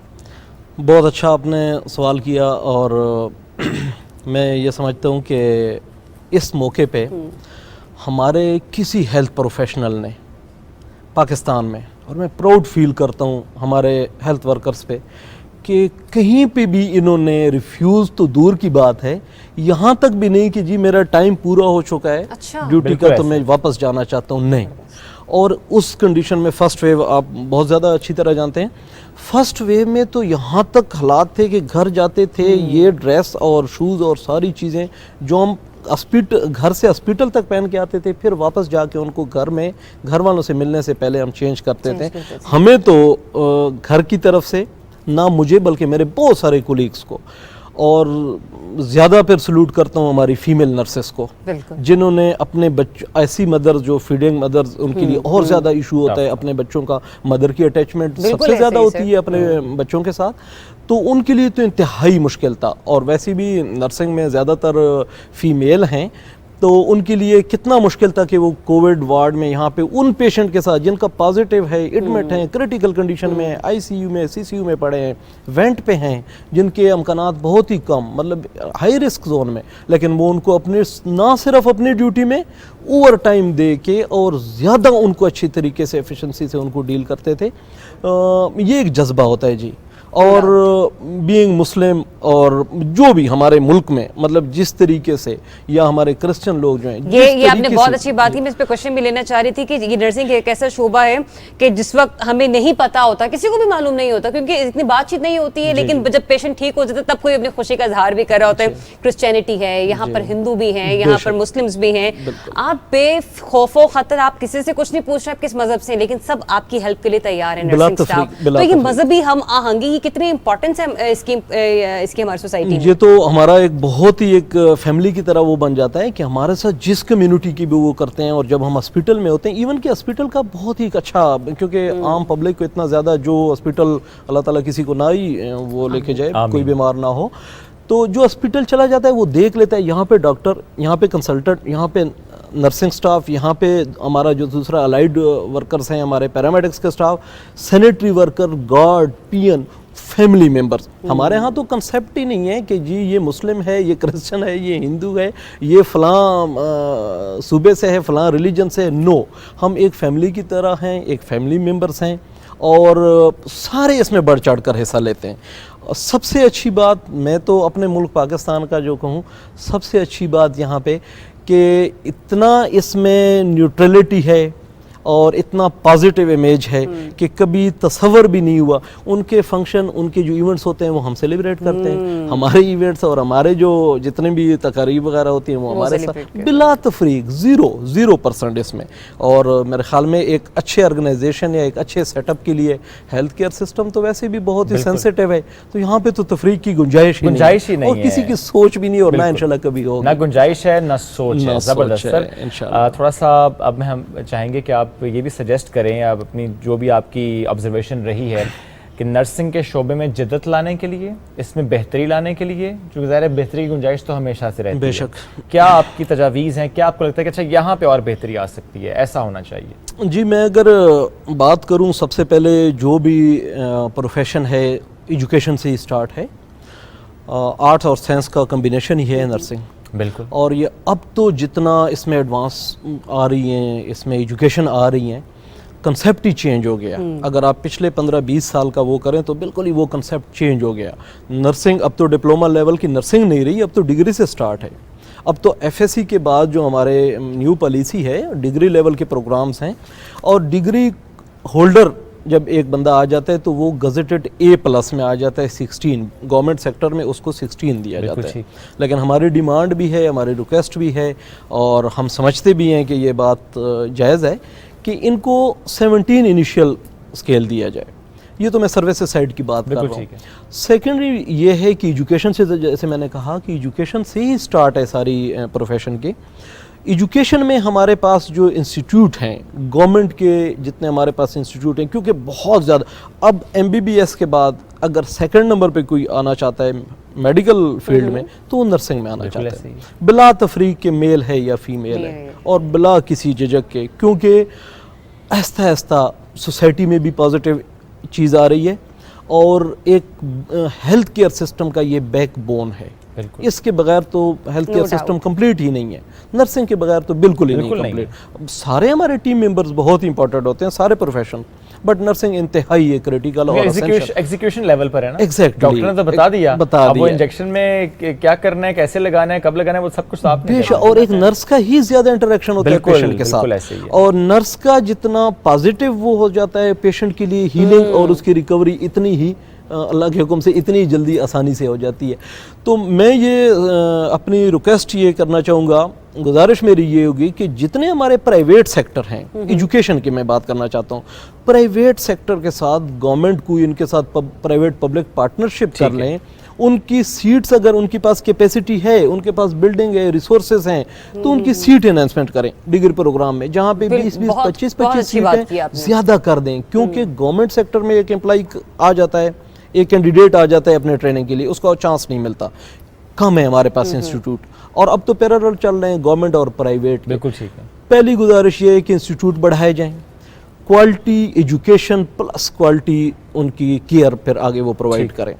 अच्छा एजुकेटेड होगा तो अच्छी केयर। सेकंड ये है कि जो स्कॉलरशिप के प्रोग्राम्स हैं वो प्राइवेट को भी इतने दिए जाएं कि अगर गवर्नमेंट के पास गुंजाइश नहीं है तो प्राइवेट के साथ जीवी में चले और इसको इन्हेंस करें, बढ़ा दें। क्यों, वजह क्या है? WHO के मुताबिक 2030 तक, 2030 तक हमारे पास 10 लाख नर्सेज होने चाहिए, और अभी की फिगर तो मेरे ख्याल में आप हैरान हो जाएंगे कि मैं बताऊं कि इस टाइम हमारे पास पाकिस्तान में जो लाइसेंस नर्स हैं, जिनका पाकिस्तान नर्सिंग काउंसिल से लाइसेंस होल्डर हैं, जिनको अलाउ है उनको जॉब करना, वो एजुकेटेड क्वालिफाइड हैं, तो वो सिर्फ 1,16,000 हैं। तो 1,16,000 में हमारे पास वो लोग जो कि फिर जॉब करते भी नहीं हैं, मोस्टली फीमेल, या फिर वो लोग जो अब्रॉड चले गए हैं, अच्छी अपॉर्चुनिटीज उनको मिली हैं, या वो लोग जो कि मतलब रिटायर हो गए हैं या चले गए हैं, तो बहुत ही ज़्यादा गुंजाइश है। और इन 5 सालों में, 8 सालों में हमारी तादाद अगर 10 लाख तक ना पहुंची तो हमारा हेल्थ सिस्टम मुतासिर होगा। बड़ी आपने प्यारी बात की है कि 10 लाख हमारी रिक्वायरमेंट होगी 2030 तक। अभी 1 लाख कुछ जो है रजिस्टर्ड नर्सेज हैं, लेकिन अगर हम स्कॉलरशिप्स देंगे और इदारे होंगे, फैसिलिटेट करेंगे, तो और लोग आ पाएंगे और इस शोबे से मुंसलिक हो पाएंगे। बहुत शुक्रिया सर, साथ मौजूद थे, आप लोग गुफ्तगू करते हैं। एक छोटी सी ब्रेक की तरफ बढ़ना है, न्यूज़ ब्रेक, वापस आएंगे, साथ रहिए।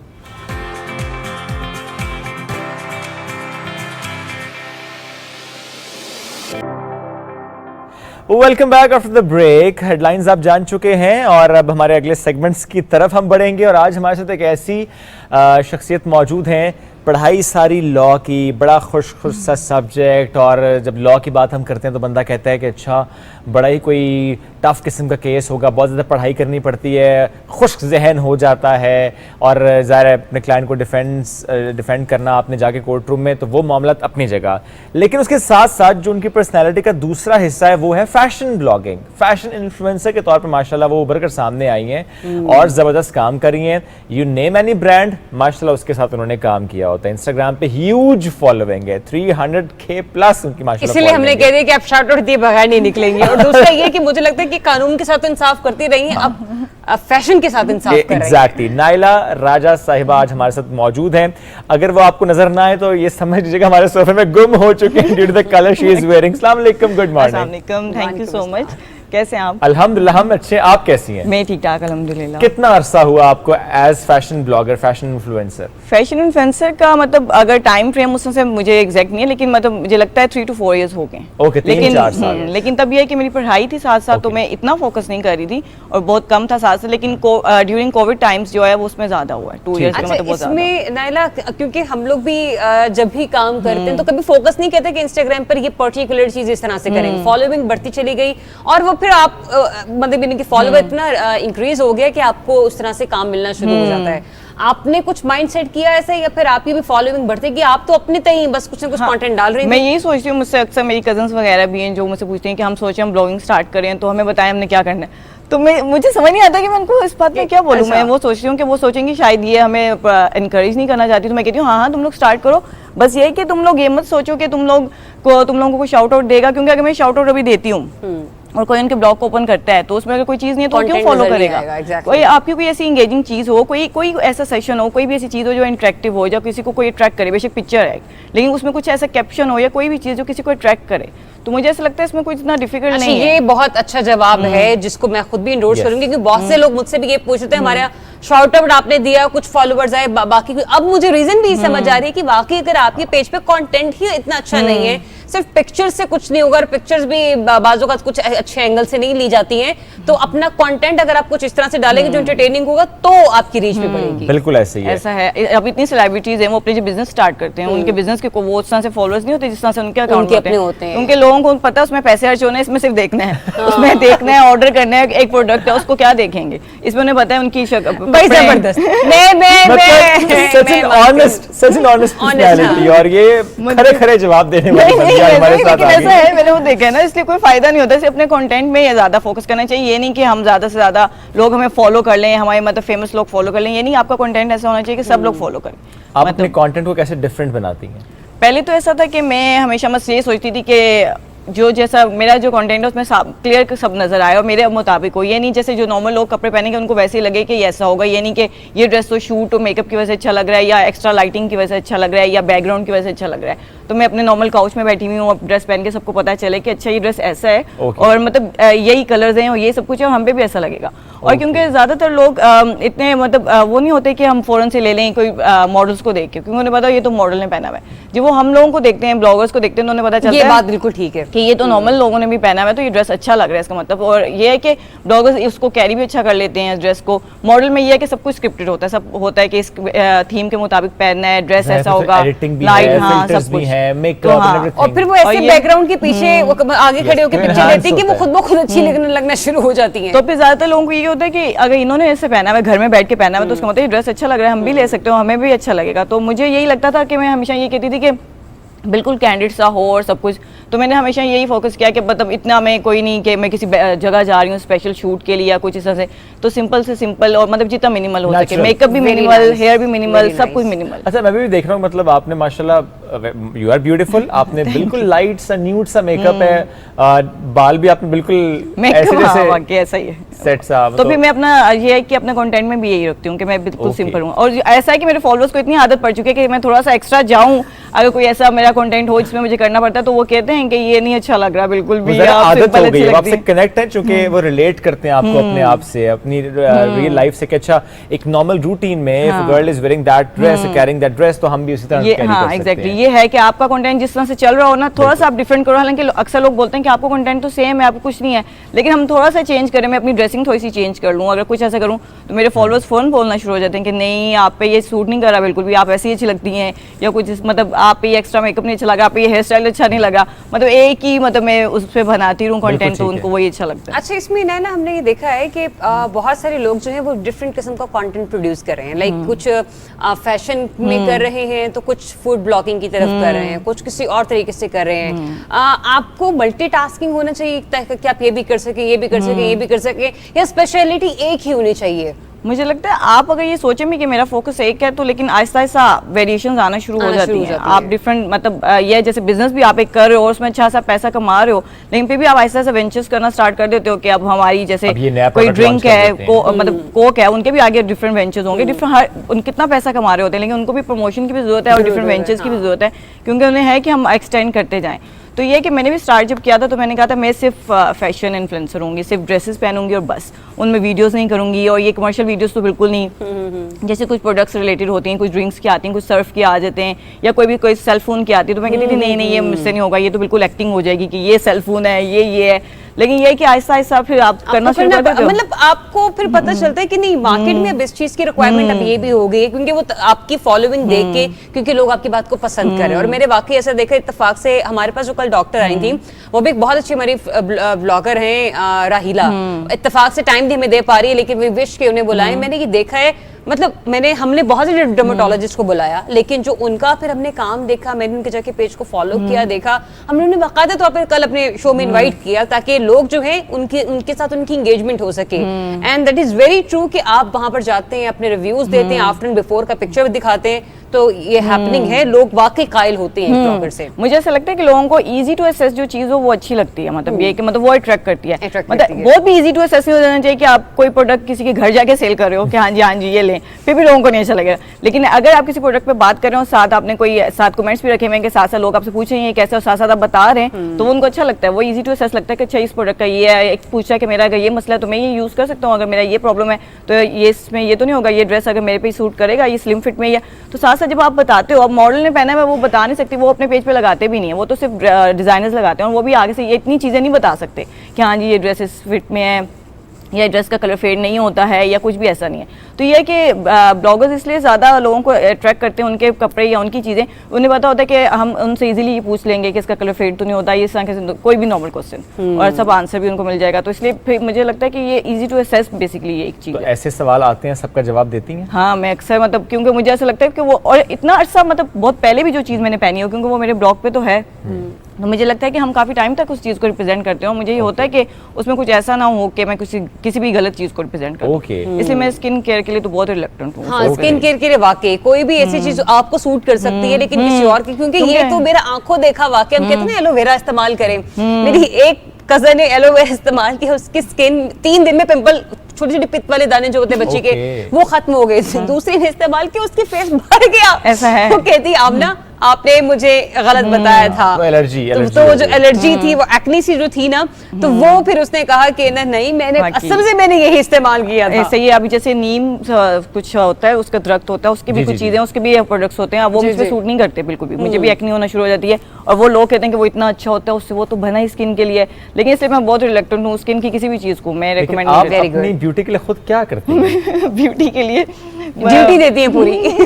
अपनी स्किन केयर शेयर करें हमारे व्यूअर्स से, अपने फैंस से। स्किन केयर पहले तो बिल्कुल भी नहीं थी, बल्कि सनब्लॉक भी मैंने अभी कुछ टाइम हुआ है लगाना शुरू किया है, और उस पर भी मैं बहुत डबल माइंड हूँ। कोई लोग बोलते हैं कि सनब्लॉक नहीं भी लगाना चाहिए, कुछ कहते हैं लगाना चाहिए, इसलिए मैं कोई भी चीज रेकमेंड नहीं करूँ। आप खुद लेकिन सेटिस्फाइड है कि आप सनब्लॉक लगाती हैं? सनब्लॉक में सेटिस्फाइड हूँ, लेकिन मुझे कुछ फ्रेंड्स कहते हैं कि सनब्लॉक जो है वो नहीं अच्छा स्किन के लिए, और मतलब पता नहीं डिफरेंट व्यूज हैं, कोई कहते हैं कैंसरस होता है, और इस तरह से आपको पर्सनली ये लगता है कि वो ठीक है? ये कि अपने इम्यून सिस्टम पे फोकस करना चाहिए इंसान को। अगर इम्यून सिस्टम स्ट्रॉन्ग है ना, तो मुझे लगता है आप बेटर रहते हो स्किन के लिहाज से भी, और वैसे भी आप इंटरनल लॉयर तो हैं ही, इन्फ्लुएंसर भी हैं, और अब डॉक्टर भी हैं। नहीं, तो मैं अपने एक्सपीरियंस से बता बहन से आपको आ रहा है, नहीं, अपने एक्सपीरियंस से बता रही हूँ कि मुझे ऐसा लगता है कि इम्यून सिस्टम ही बेसिकली स्ट्रॉन्ग होना चाहिए। बिल्कुल ठीक है। अच्छा, एक बड़ा इंपॉर्टेंट क्वेश्चन वो ये कि जो हमारी एंटरप्रेन्योर्स हैं उनके लिए, क्योंकि आप व्लॉगिंग भी कर रही हैं, सोशल मीडिया की जो मीडिया मार्केटिंग स्ट्रेटजी है वो कितनी इंपॉर्टेंट है? क्योंकि इलेक्ट्रॉनिक मीडिया पर आपको एक टीवी चलवाने के लिए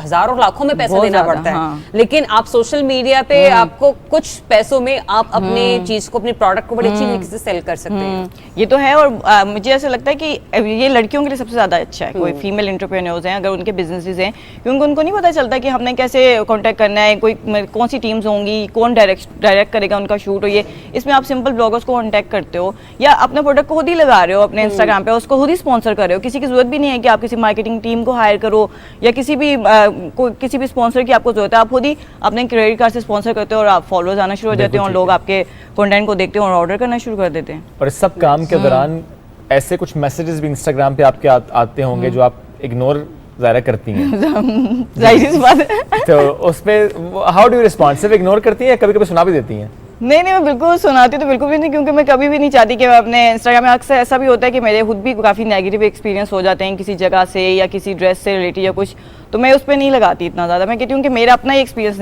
हुआ है नेगेटिव, बाकी सबका अगर ठीक जा रहा है, लेकिन अगर मैं ये देखूँगी बहुत ज़्यादा लोगों का हो तो फिर उनसे मैं डायरेक्ट बात कर देती हूँ।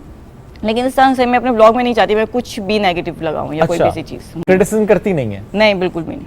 हालांकि कुछ ब्लॉग्स हैं जो क्रिटिसिज्म करते हैं, अच्छी बात है, पॉजिटिव, लेकिन हमारे मुझे लगता है कि फिर आप जब इतना नेगेटिव लगाना शुरू करते हैं तो अपने ब्लॉग में, तो शायद ये इफेक्ट भी करता है ज्यादा, मतलब कहीं ना कहीं आपको इफेक्ट कर रहा होता है। आपको नहीं लगता कि as an influencer it's your responsibility, अगर आपके सामने कोई ऐसी चीज आई है जो कि आपको लगता है कि आपको आवाम को बतानी चाहिए, आई मीन फैंस को बतानी चाहिए कि यहाँ पे ये गलती है, ये मसला है, आपको निशानदेही करनी चाहिए, बजाय इसके आप सिर्फ तारीफ नहीं, अगर कोई ऐसा मसला आए, मैं कोई चीज यूज करूँ उसमें हो, तो फिर मैं उसको पोस्ट ही नहीं करती, क्योंकि हम मतलब हमें तो ऐसा है ना, हमारी मतलब फ्रीडम है कि हम पोस्ट करना चाहें तो ठीक है। यानी फिर आप उस दर्जे पर हैं कि आप गलत को सिर्फ दिल में गलत समझती हैं। अब ऐसा मेरे साथ हुआ ना, मुझे एक ब्रांड था, उन्होंने लाइट्स भेजी, ठीक है, वो लाइट्स मैंने जैसे ही लगाई तो मेरी मतलब पता नहीं लाइट को कोई प्रॉब्लम हो गया, मेरे पूरे घर की लाइट चली गई।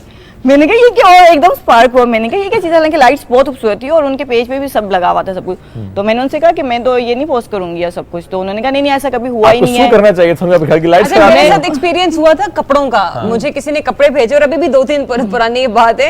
एक ने मुझे कपड़े भेजे, शेप, उनकी स्टिचिंग, वो जो देखने में वो जो थे वो मिलने में वो नहीं थे। और वो मुझे हफ्ता भर पूछते रहे कि मैडम आप पहन क्यों नहीं रही, मैडम आप पहन क्यों नहीं रही। कैसे पहने, वो पहनने काबिल ही नहीं थे, समझ ही नहीं आई थी। मैं नहीं पहनने के लिए तैयार हो रही तो मैं किसी और को क्या कहूंगी।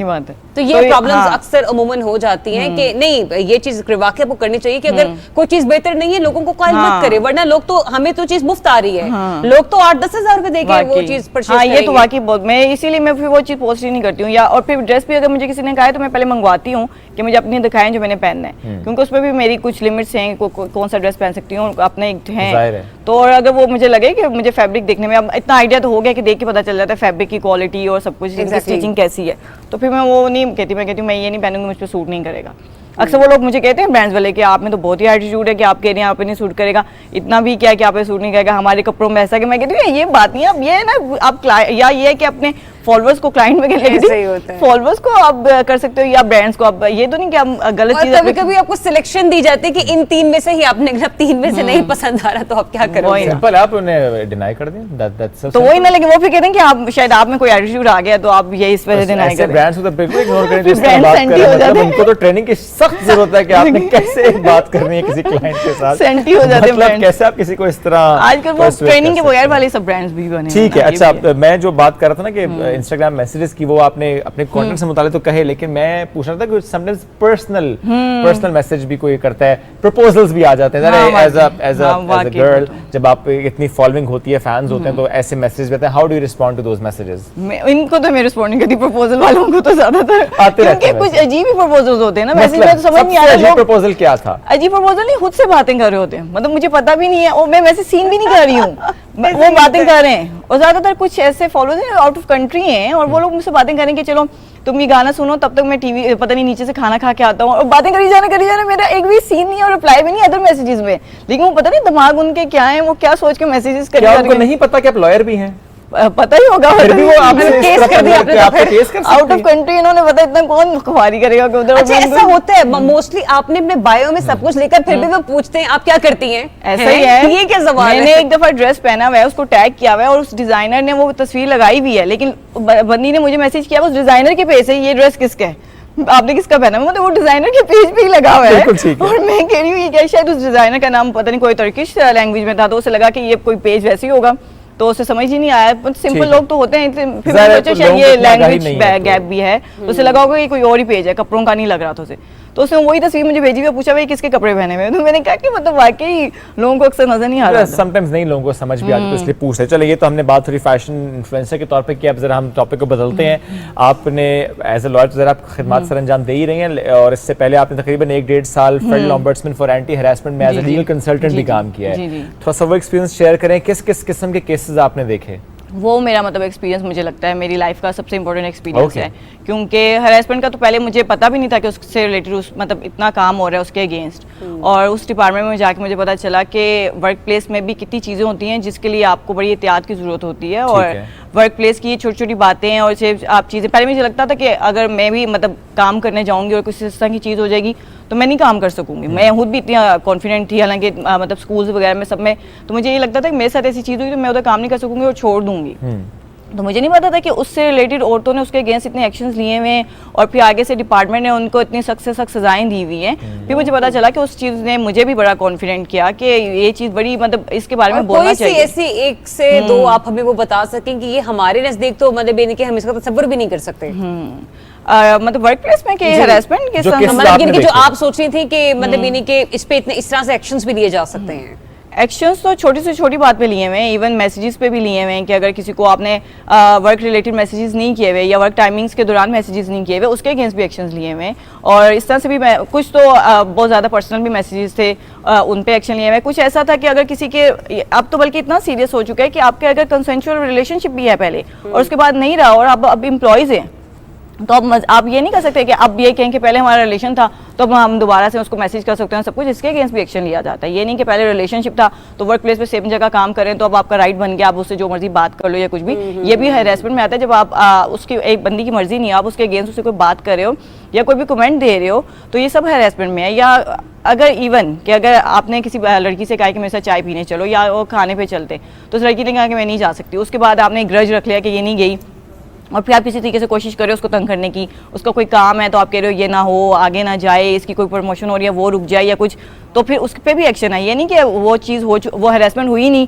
तो आपको लग रहा है कि मैंने तो इससे कहा तो इसने आगे से रिजेक्ट कर दिया, सिंपल बात खत्म हो गई है, मैं तो अपनी मर्जी से ये सब कुछ करूँ या ये डिपार्टमेंट का रूल है, तो ऐसे नहीं आप उसको कनेक्ट किया जो आप बता रही है ना, ये मामला तो हमने बहुत सारे ऑर्गेनाइजेशन में तवातुर के साथ होते हुए देखे हैं, लेकिन के शिकायत भी उसी तरह से दर्ज की जाती है। मतलब ये नहीं कि ये तो रोजमर्रा के मामला थे, आज हम यहाँ पे बात करें तो कहीं ना कहीं ये वाकया हो रहा होगा। नहीं ना, तो वही तो मैं कह रही हूँ कि डिपार्टमेंट में बहुत सीरियस लिया जाता है। हम मतलब जो मैम कशमाला है उनको तो मैंने देखा है कि ये भी होता है, शायद जो मेन आपके डिपार्टमेंट को हेड कर रहा है उसके डिसीजन मेकिंग पावर पे भी डिपेंड करता है कि अक्सर ऐसा होता है कि वो इतनी बड़ी हरेसमेंट नहीं होती, सब कहते हैं कि ये जी अब ये भी एक स्टैंडर्ड भी है कि वो कहते हैं ये क्या है, ये तो नॉर्मल बात है, हमने ऐसे की थी और ये तो होता है कोलीग्स में, ये तो बैंकिंग कल्चर है हमारी आपस में होती है।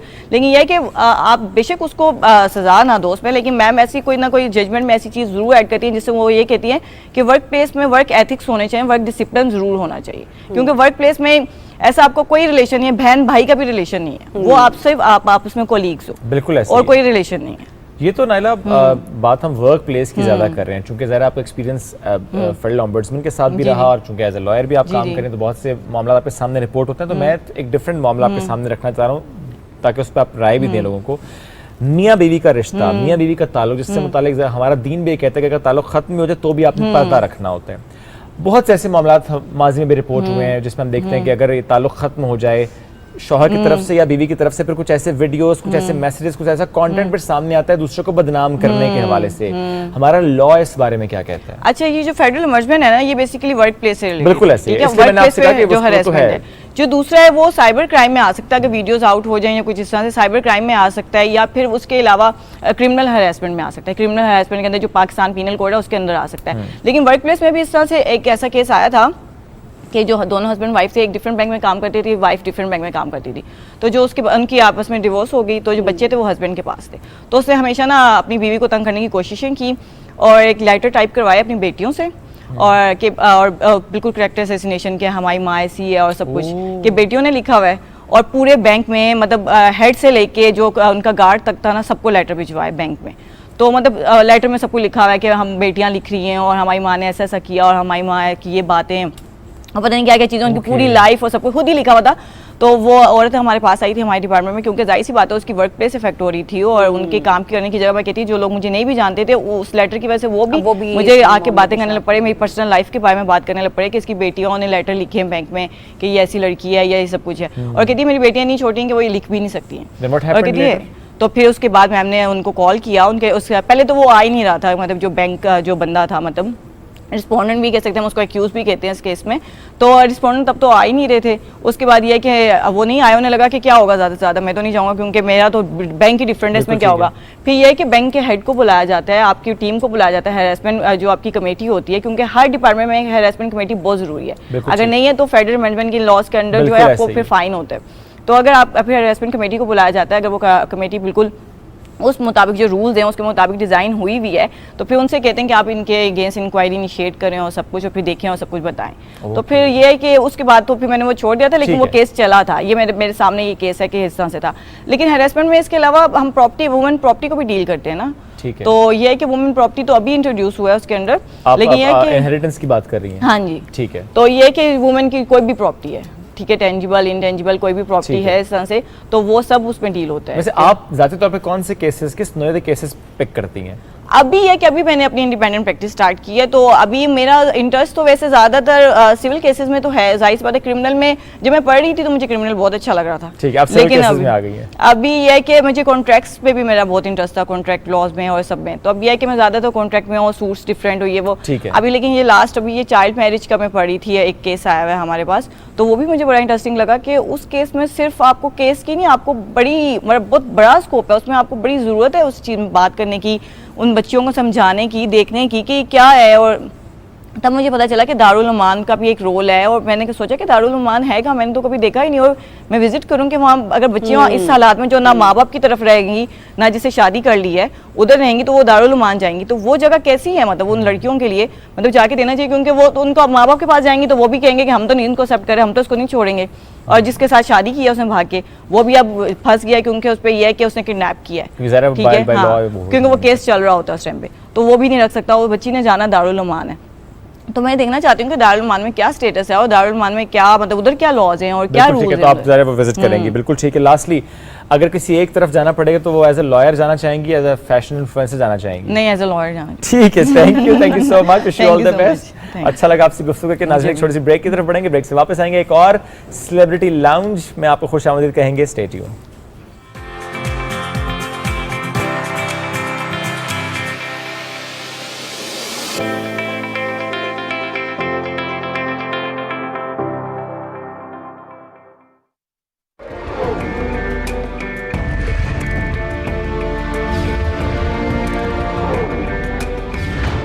पाकिस्तान की दास्तान, इसके लिए की गई जद्दोजहद और इसका हुसूल रहती दुनिया तक इंसानों के लिए रहनुमा रहेगी कि किस तरह अजीम मुश्किलात से नबुर्द आसमां हुआ जाता है।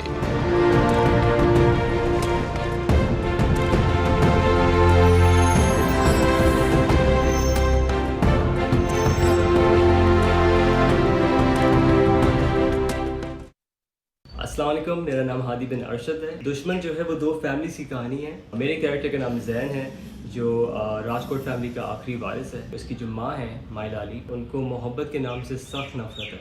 So you can imagine Jain की ज़िंदगी किस तरीके की है।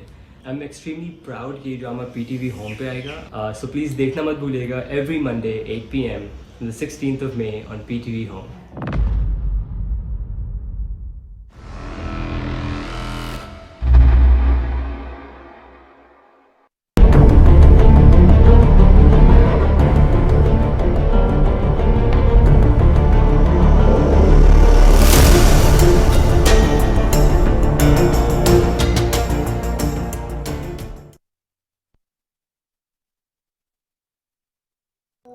अश्क आँखों की जिंदगी में कोई दुख, ना होठों पे दुहाई कोई परेशानी, कोई तकलीफें नहीं होती। रस्म उल्फत है ना सजा।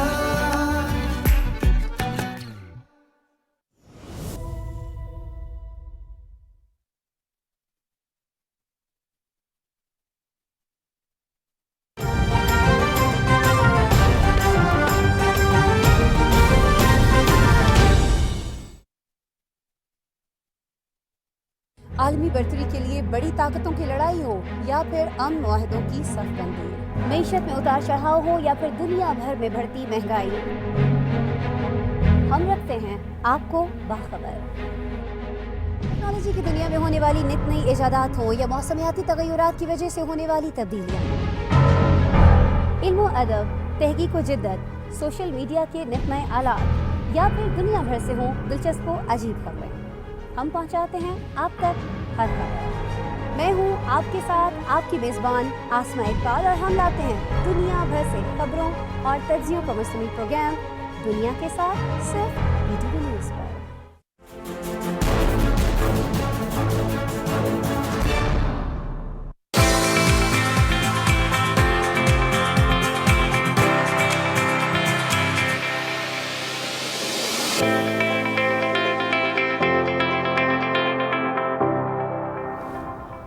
जी वेलकम बैक। नाज़रीन, ब्रेक के बाद आपको एक बार फिर से खुशामदीद कहते हैं और सेलिब्रिटी लाउंज में चूंकि हम दाखिल हो चुके हैं, किसी न किसी पॉलिटिकल पर्सनैलिटी से हम आपकी मुलाकात करवाते हैं। इसीलिए आज हमने जिन्हें इनवाइट किया है उनका ताल्लुक है जिंदा दिलाने लाहौर से, और जिस हल्के से उन्होंने अपना इंतखाब जीता है वहां पर बड़ी भारी अक्सरियत के साथ उन्होंने जीता और यास्मीन राशिद साहिबा को शिकस्त दी।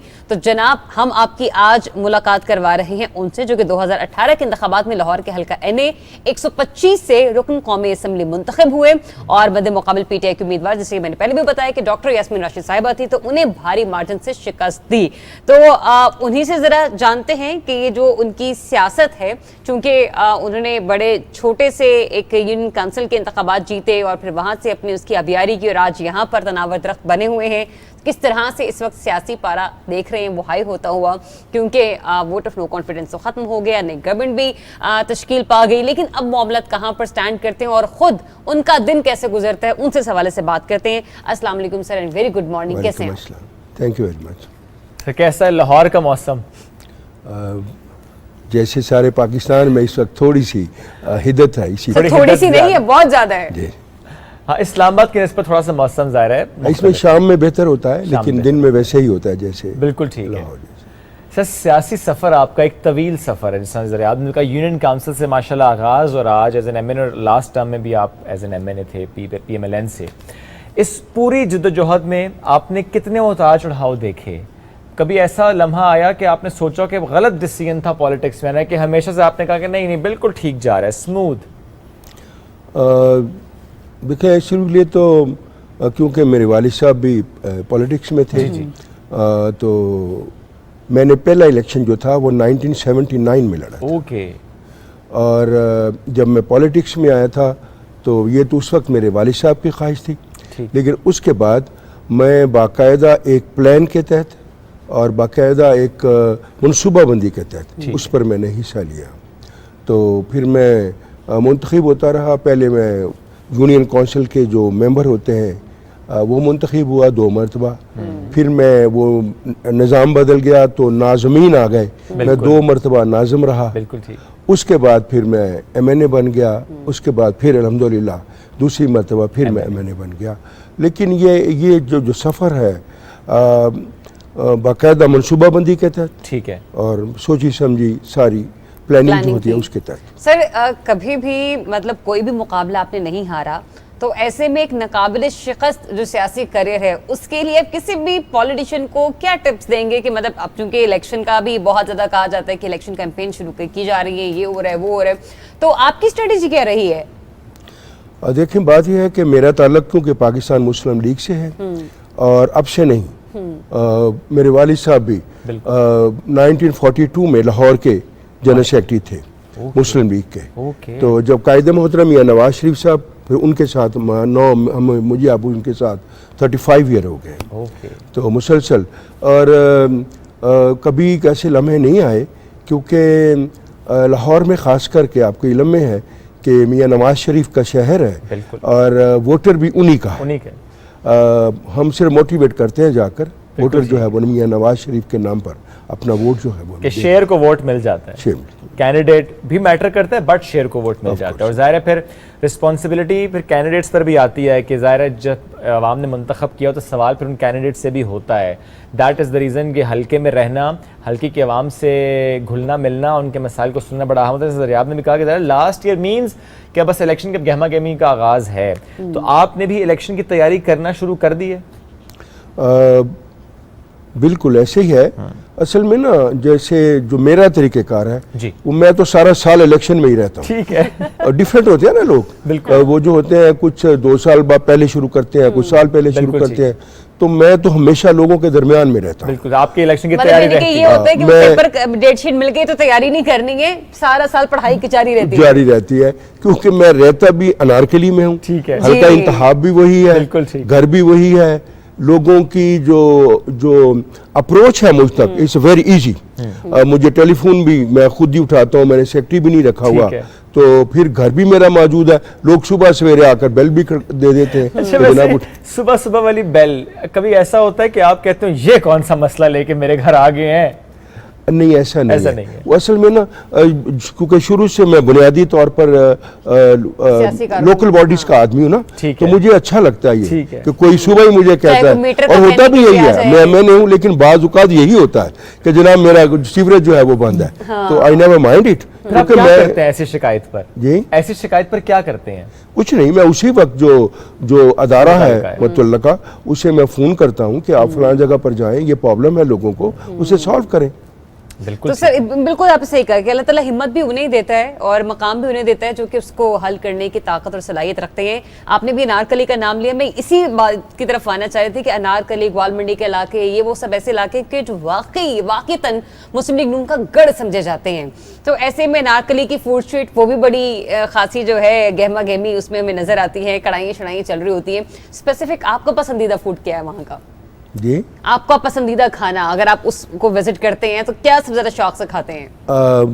मैं ना बाहर से खाना पसंद नहीं करता। अच्छा, लाहौर में रहते हुए? जी हाँ, क्योंकि मैं समझता, बहरहाल अपना अपना मिजाज होता है, लोग करते हैं, मेरा बेटा है वो बहुत करता है, लेकिन क्योंकि मैं समझता हूँ मेरे घर में बहुत अच्छा खाना पकता है। मेरी वाइफ बहुत अच्छा पकाती है, मेरी वालदा बहुत अच्छा पकाती थी, मुझे बाहर अच्छा नहीं लगता।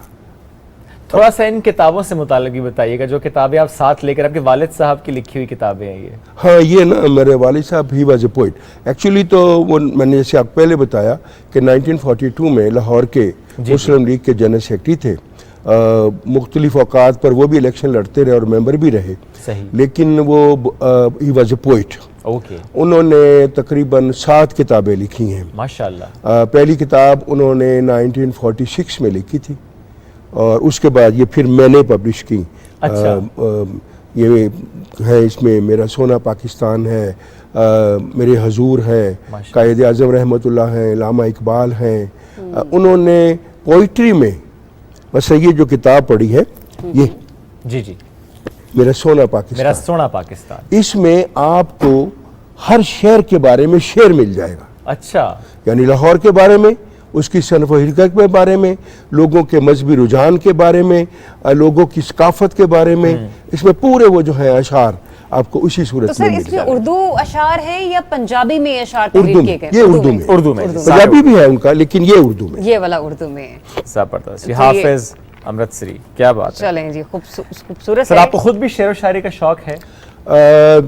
नहीं, मुझे नहीं है क्योंकि वो मुझे साथ ले जाया करते थे। अच्छा। जब मैं छोटा था तो बहरहाल ये उनका, जैसे कि एक शेर यहाँ से हम जरूर पढ़ते हैं, जब खुली गया, डेरा गाजी खान से मुतालिक ये शेर है, बड़ा प्यारा मुझे लगा। मंचलों का जहां है गाजी खान, एक आतिश फिशा है गाजी खान। क्या बात है, क्या बात है, ज़बरदस्त। सर, आपका वैसे ज़ाहिर जब वालिद साहब का एक शौक शेर व शायरी का, जनरली तो हम देखते हैं कि फैमिली में फिर उस चीज़ को लेकर चलते हैं, तो आपका वैसे कोई और शौक जो कि आप कहते हो कि अच्छा ये वालिद साहब से, पॉलिटिक्स के अलावा, ज़रा वो तो आपने वालिद साहब से इनहेरिटेंस है, लेकिन इसके अलावा कोई चीज़? बुनियादी तौर पर तो मैं एजुकेशन का आदमी हूँ। एजुकेशन के आदमी? हाँ, क्योंकि मेरी जो पहली एम्प्लॉयमेंट थी एज ए लेक्चरर, तो मेरा शौक तो तालीम है। फिर से कौन सा सब्जेक्ट पढ़ाया आपने? मैं इकोनॉमिक्स। जबरदस्त, बड़ा टफ सब्जेक्ट है और बड़ा ड्राई भी। इस वक्त जो फिर मुल्क के मुआशी हालात है, उसमें तो आपकी राय बड़ी अहम होती होगी कि किस तरह से चीज़ों को बेहतर करना है। फॉर एग्जांपल अगर हम देखें कि मियां शहबाज शरीफ साहब वज़ीर-ए-आज़म पाकिस्तान इस वक्त लंदन में मौजूद हैं और ज़ाहिर है वो जो मुआशी मामलात है उसकी भी स्ट्रेटजी बनाई जा रही है। आपकी क्या राय है इन सारे हालात को देखते हुए, जो लास्ट अदवार गुजरा 3.5 साल पीछे गवर्नमेंट का, जो आप लोग निशानदेही करते आए हैं मसाइल की, कोताहियों की, कैसे चीज़ों को बेहतर किया जा सकता है? आपकी एज ए इकोनॉमिस्ट क्या राय है?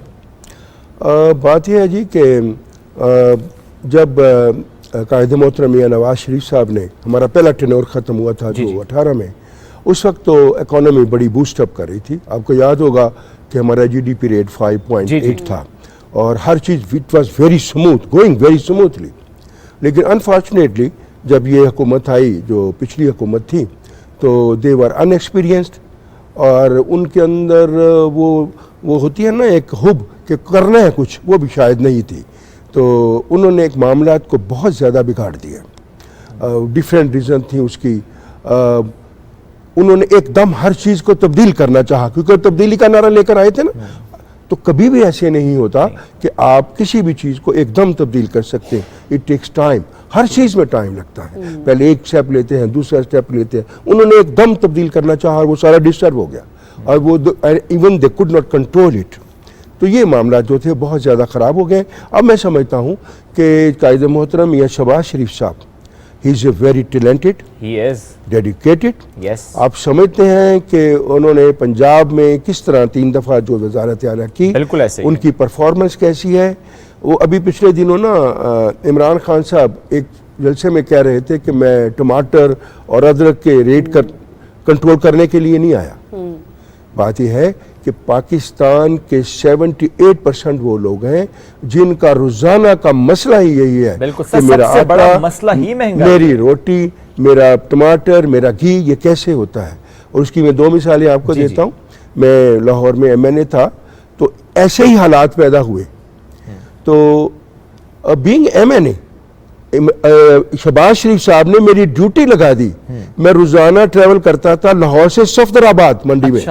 मंडी में सुबह मैं 4 बजे पहुंचता, 10 बजे तक रहता और मैं देखता कि उसकी जो सप्लाई है टमाटर की, प्याज की, और सारा वहां रहकर और कीमतों का उतार चढ़ाव है उसे देखकर फिर मैं 10 बजे जाकर उन्हें रिपोर्ट करता था। यानी सर एज एन MNA और आप वज़ीर आला साहब की ज़ाहिर हिदायत जो है उसको इम्प्लीमेंट करवा रहे हैं।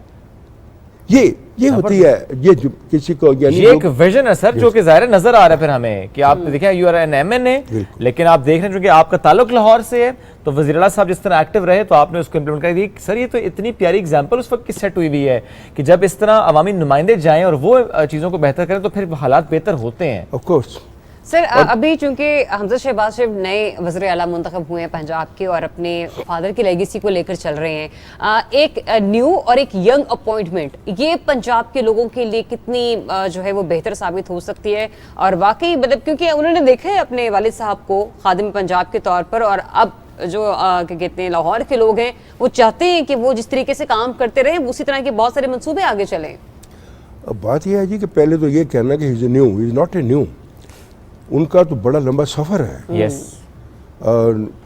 यानी बतौर एक सियासी ओहदा संभालने की हैसियत में ये देखें, लेकिन वो इससे पहले वो अपने वालिद के साथ काम करते रहे जी, करते रहे। एक्सपीरियंस मैन और मैं समझता हूँ कि वो इंशाल्लाह वो भी जैसे उनके वालिद साहब डिलीवर करते रहे हैं वो उसी तरह डिलीवर करेंगे। और इसमें हम देख भी रहे हैं सर कि जिस तरह हमने आज भी खबर शेयर की ट्रैफिक मैनेजमेंट प्लान ने कल बात की कि डिस्ट्रिक्ट जो प्राइस कंट्रोल कमेटीज़ हैं वो फाल की जा रही हैं, तो ये वो मामलात हैं जो कि फ़ौरन से चीज़ें ठीक करते हैं और उसकी तरफ उनकी तवज्जो भी है। मैं दोबारा सर उस बात पे आऊँगा, जब आप एज एन MNA आप चीज़ें बेहतर करने की कोशिश करते थे, ये कितनी वक्त की अहम ज़रूरत है सर के जो अवामी नुमाइंदे हैं वो ये ना सोचें कि अच्छा ये हमारा काम नहीं है। जैसे आपने खुद भी एग्जांपल देंगे, खान साहब कहते थे कि मैं टमाटर की प्राइस कंट्रोल करने नहीं आया और आपने खुद बड़ा अच्छा कहा 78% लोगों का मसला ये है। ये कितनी वक्त की ज़रूरत है कि जो हमारे अवामी नुमाइंदे हैं वो इसको समझें कि ये नहीं है कि बाय बुक हमारा क्या काम है, हमें देखना है कि इस वक्त मसला क्या है, हमें देखना है कि इस वक्त अवाम की ज़रूरत क्या है और उसको हमने पूरा करना है। यू आर वेरी राइट, बात ही यही है कि जो भी कोई मेरे पास आए जैसा किसी किस्म का भी मसला हो, ये मेरी ड्यूटी है उसे हल करने की कोशिश करना, उसके लिए आगे जाना, इक़दामात उठाना, यही सियासत है कि जब आप लोगों की ख्वाहिशात जो लोग समझते हैं उसके मुताबिक काम करेंगे तो आप सक्सेसफुल हैं, अगर नहीं करेंगे तो you will be not successful. Sir अभी जैसे कि चूंकि लंदन में भी कुछ बड़ी मुलाकातें हैं और मामला देखे जा रहे हैं कि मुआशी पॉलिसी किस तरीके से बेहतर करनी है ताकि अवाम पर कम से कम दबाव डाला जाए। ऐसे में ये भी कहा गया है कि अवामी राब्ता अब अवाम से ज़्यादा बढ़ाने की कोशिश की जाए, वो इसलिए भी ताकि जो उनके मसाइल वो फौरी तौर पर हल हो सकें। तो अवामी राब्ता मुहिम को आप किन किन उसमें देखते हैं सेक्शंस में कि इस तरीके से अवाम के करीब जाया जाए ताकि न सिर्फ मसाइल का हल निकाला जाए बल्कि अगर वो किसी गफलत में या किसी गुमराहकुन बयानी के पीछे जा भी रहे तो उन्हें उसमें थोड़ी उनकी मदद की जाए। देखिए ये इसी तरह होता है कि जिस चीज़ की निशानदही होती जाए कि ये खामियां नज़र आ रही हैं उसी पर फ़ौरन एक्शन लेकर उसी के मुताबिक उस पर अपॉइंटमेंट की जाए ताकि इसको ख़त्म किया जा सके, यही एक तरीक़े कार है। और अवामी राब्ता जो होता है जैसे है हमारी मरियम नवाब साहिबा जो हैं वो लोगों से डायरेक्ट राब्ते में है और जब कायदे मोहतरम मियां शहबाज शरीफ साहब लोगों के मसाइल हल करेंगे, this is another way, direct connection है लोगों के साथ, they will come to know कि हमारे मसाइल हल हो रहे हैं और वो इंशाल्लाह आप देखेंगे कि होंगे। बिल्कुल ठीक है। इत्तेहादी जमातों का साथ ये कितना अहम था और कितना अहम साबित हो रहा है, क्योंकि पॉलिटिकल ब्लेम गेम ये मुल्क के लिए हमेशा नुकसानदेह रही है, लेकिन अब दो बड़ी सियासी जमातें along with other political parties अब इकट्ठी हैं, तो ये कितनी अहमियत है इसकी मुल्क के मसाइल हल करने के लिए। देखें आपको याद होगा कि कायदे मोहतरम मियां शहबाज शरीफ साहब ने पहले ही यानी अदम एतमाद से पहले भी एक बात की थी कि हम कौमी हुकूमत बनाने जा रहे हैं। तो ये एक कौमी हुकूमत है जिसमें मुल्क की तमाम चीदा जमातें जो हैं हमने उन दूसरों को भी दावत दी है कि आप भी तशरीफ़ लाएं। ये बहरहाल उनकी सियासी गलती होगी कि अगर असम्बली से बाहर जाते हैं उन्हें असम्बली में रहकर लड़ना चाहिए लोगों के हकूक़ के लिए और जो कवानीन में तब्दीली होती है उसमें अपना हिस्सा डालना चाहिए। और यही एक तरीका है कि उसमें आप रहें, और कौमी हुकूमत है। पाकिस्तान का सियासी निज़ाम ऐसा है कि इसमें ये मुमकिन नहीं है कि कभी भी कोई एक ही हुकूमत जो है, एक ही पार्टी जो है वो हुकूमत बनाए, क्योंकि यहाँ ना ख़ानदानी निज़ाम बहुत मजबूत है, रिलीजियस फैक्टर मौजूद है, सियासी सेक्टर मौजूद है, शख्सियत पसंदी मौजूद है, मुख्तलिफ सेक्टर्स मौजूद है। लेकिन सर, जब हम लोग हुकूमती साल की बात करते हैं तो एक टेन्योर की मुद्दत 5 साल है। उस 5 साल की मुद्दत में कोलिशन पे बनी गवर्नमेंट जो है, आपको लगता है कि वो एक लंबे अरसे तक सर्वाइव कर सकती है, बजाय इसके कि आप 2/3 मेजॉरिटी के साथ जो लेजिस्लेशन का अमल है या जो बाकी मामला है उनको ज़्यादा ऐसे तरीके से अंजाम दे सकते हैं? देखिए, आपके इल्म में होगा कि ये हमारा किसी किस्म का कोई इरादा नहीं था इस गवर्नमेंट के खिलाफ अदम एतमाद लाने का या किसी भी चीज़ का। आपको याद होगा कायदे मोहतरम मियां नवाज शरीफ साहब ने खुद कहा इन्हें 5 साल मुकम्मल करने दें, we will go into the election and we will see. लेकिन इन्होंने 3.5 साल में हालात ऐसे ख़राब कर दिए कि लोगों ने हमें मजबूर कर दिया। फिर भी हमने इनसे मुतालबा किया कि आप असम्बलियाँ तोड़कर इलेक्शन करा दें। ठीक, आपको याद होगा कि हमारा ये मुतालबा था, बिल्कुल ऐसे, लेकिन भी रिफ्यूज्ड। उसके बदलाव बल्कि ये कहना शुरू कर दिया कि ये भाग रहे हैं, ये कर रहे हैं, वो कर रहे हैं। तो फिर हमें मजबूरन अदम एतमाद लाना पड़ी ताकि हम उस स्टेज पर ना पहुंच जाएं जहां से वापसी मुल्क की मुश्किल हो। अदम एतमाद आईनी तौर पर बिल्कुल आईनी है, और पहली मरतबा ऐसा हुआ कि बाकायदा कानून के तहत, आइन के तहत अदम एतमाद जो था वो हुआ। सर, अब ये जो एक बयानिया है जिसको हम देखते हैं कि जिसमें कहा जाता है जी कि हमारे मुनहरिफ अराकीन, और जिस तरह कहा जाता है जी पैसा चल गया। अब एक ऐसा तरीका जिसका आपने खुद भी कहा, बड़ा दुरुस्त आपने कहा कि एक आईनी तरीक़ेकार था, एक कानूनी तरीक़ेकार था। आपने तो मुनहरिफ अराकीन के वोट भी नहीं डलवाए, आपके नंबर्स वैसे ही पूरे थे, रात से नहीं पहले से पूरे थे, लेकिन ज़ाहिर आप लोगों ने जिस तरह कहा कि वक्त दिया गया, लेकिन हालात ऐसे हुए कि फिर आपने और इंतज़ार नहीं किया। अब ये जो एक मामला है, ये उन लोगों तक ज़रिया, आपने भी कहा कि कुछ गुमराह कुन ऐसे मामलात हैं, कुछ ऐसे लोग हैं जो ना समझी में उनके पीछे चल पड़े हैं। अवाम तक ये समझाना, ये बताना, ये शऊर देना कि ये जो मामलात इस वक्त पाकिस्तान में हैं ये आइनी मामलात हैं, ये कानूनी मामलात हैं। किसी भी अगर गैर आइनी मामले की आप सपोर्ट करेंगे तो वो आप खुद के साथ भी ज्यादती करेंगे, आइन की तौहीन करेंगे, मुल्क की तौहीन करेंगे, वोट की तौहीन करेंगे। बिल्कुल ऐसे ही है। असल में ना बात ये होता है कि मुकर्रीन जो होते हैं ना, कुछ मोटिवेशनल होते हैं, मुख्तलिफ किस्म की बिल्कुल सही बात है। तो ये एक मोटिवेशनल है, और ये वक्ती तौर पर होता है। आप देखेंगे कि थोड़े दिनों बाद जब लोग they will come to know कि ये सब कुछ आईनी था, ये जो अब नई नारेबाजी शुरू हो गई है इसका कोई वजूद नहीं है, तो इट विल अपने लेवल पर वो आ जाए। और इसमें शायद एक प्लस पॉइंट ये भी होगा कि जिस तरह आते साथ शहबाज शरीफ साहब ने एक्टिवली चीज़ें बेहतर करना शुरू कर दी हैं, आवाम को रिलीफ देने का प्रेशर भी है कि पेट्रोल प्राइस बढ़ाएं, वो नहीं बढ़ा रहे, चीज़ें बेहतर करने की जो कोशिश वो करने का एक्सपीरियंस रखते हैं वो इम्प्लीमेंट भी कर रहे हैं। तो जब ये 5, 6, 8 महीनों में आवाम को ये रिलीफ मिलेगा तो वैसे भी तशनगी ख़त्म हो जाएगी, तो फिर वो जो एक मामला है जो एक बयानिया उससे तो दूर हटेंगे, वैसे ही समझ जाएंगे कि अच्छा ये कितना अहम था ये होना। ऑफ कोर्स देखें, बात यह है कि कीमतों का एक इकोनॉमिक्स के असूल है कि प्राइसेस ऑलवेज गो अप, ये नीचे नहीं आया करती, ठीक है, लेकिन उसमें ठहराव आ जाता है, उसमें एक स्टेबिलिटी आ जाती है, उसमें एक तरतीब आ जाती है। जैसे होता है कि मसलन हर साल आप 10% तनख्वाहें बढ़ाते हैं, जितना इन्फ्लेशन होता है उसी हिसाब से। बहुत प्यारी बात आपने की। जिस तरीके से ये IMF के साथ मामला चल रहे हैं, तो ये कीमतों में ठहराव बहुत मुश्किल नहीं हो जाएगा, क्योंकि वहाँ तो जो शराइत रखी जा रही हैं वो बहुत ज़्यादा मुतासिर करेंगी इकोनॉमी को। ये आपकी बात दुरुस्त है, लेकिन हम ये कोशिश करेंगे कि ऐसा ठहराव आ जाए, क्योंकि मैं समझता हूं कि हमारे पास ऐसी मुआशी एक्सपीरियंस टीम है जो ये काम कर सकती है। लेकिन इन सब बातों के साथ साथ एक चीज़ और बड़ी जिम्मेदारी की है, जो भी अपोजिशन हो उसकी भी जिम्मेदारी होती है, क्योंकि जब तक मुल्क में सियासी इस्तेहकाम ना हो दूसरे इस्तेहकाम नहीं आ सकते। उसके लिए उनकी जिम्मेदारी भी हो रही है। जब हम अपोजिशन में थे तो मैं ये कहता था कि हम पर ज्यादा जिम्मेदारी है उनकी निस्बत, ताकि इन बातों को हम लेकर आगे। बिल्कुल, एक रिस्पॉन्सिबल ऑपोजिशन होनी चाहिए, ये बहुत अहम है। और जिस तरह आपने सर खुद कहा ना कि कीमतों का मुस्तहकम होना, इसमें ये कितना अहम है जिसको समझा गया है कि कुव्वत खरीद बढ़ानी है आवाम। अल्लाह आपका भला करे। और 3.5 साल में ये नहीं हुआ, यानी सरमायाकारी नहीं हुई। आप देख रहे हैं एमनेस्टी स्कीमें हुई, लेकिन लोगों ने पैसा नहीं लगाया, कारोबार नहीं चले। और सबसे बड़ी इनकी जो नाअहली थी वो ये थी कि इन्होंने आते ही 33% कट लगा दिया, यानी हर वो काम जो चल रहा था उसमें 33% डिवैल्यू कर दिया।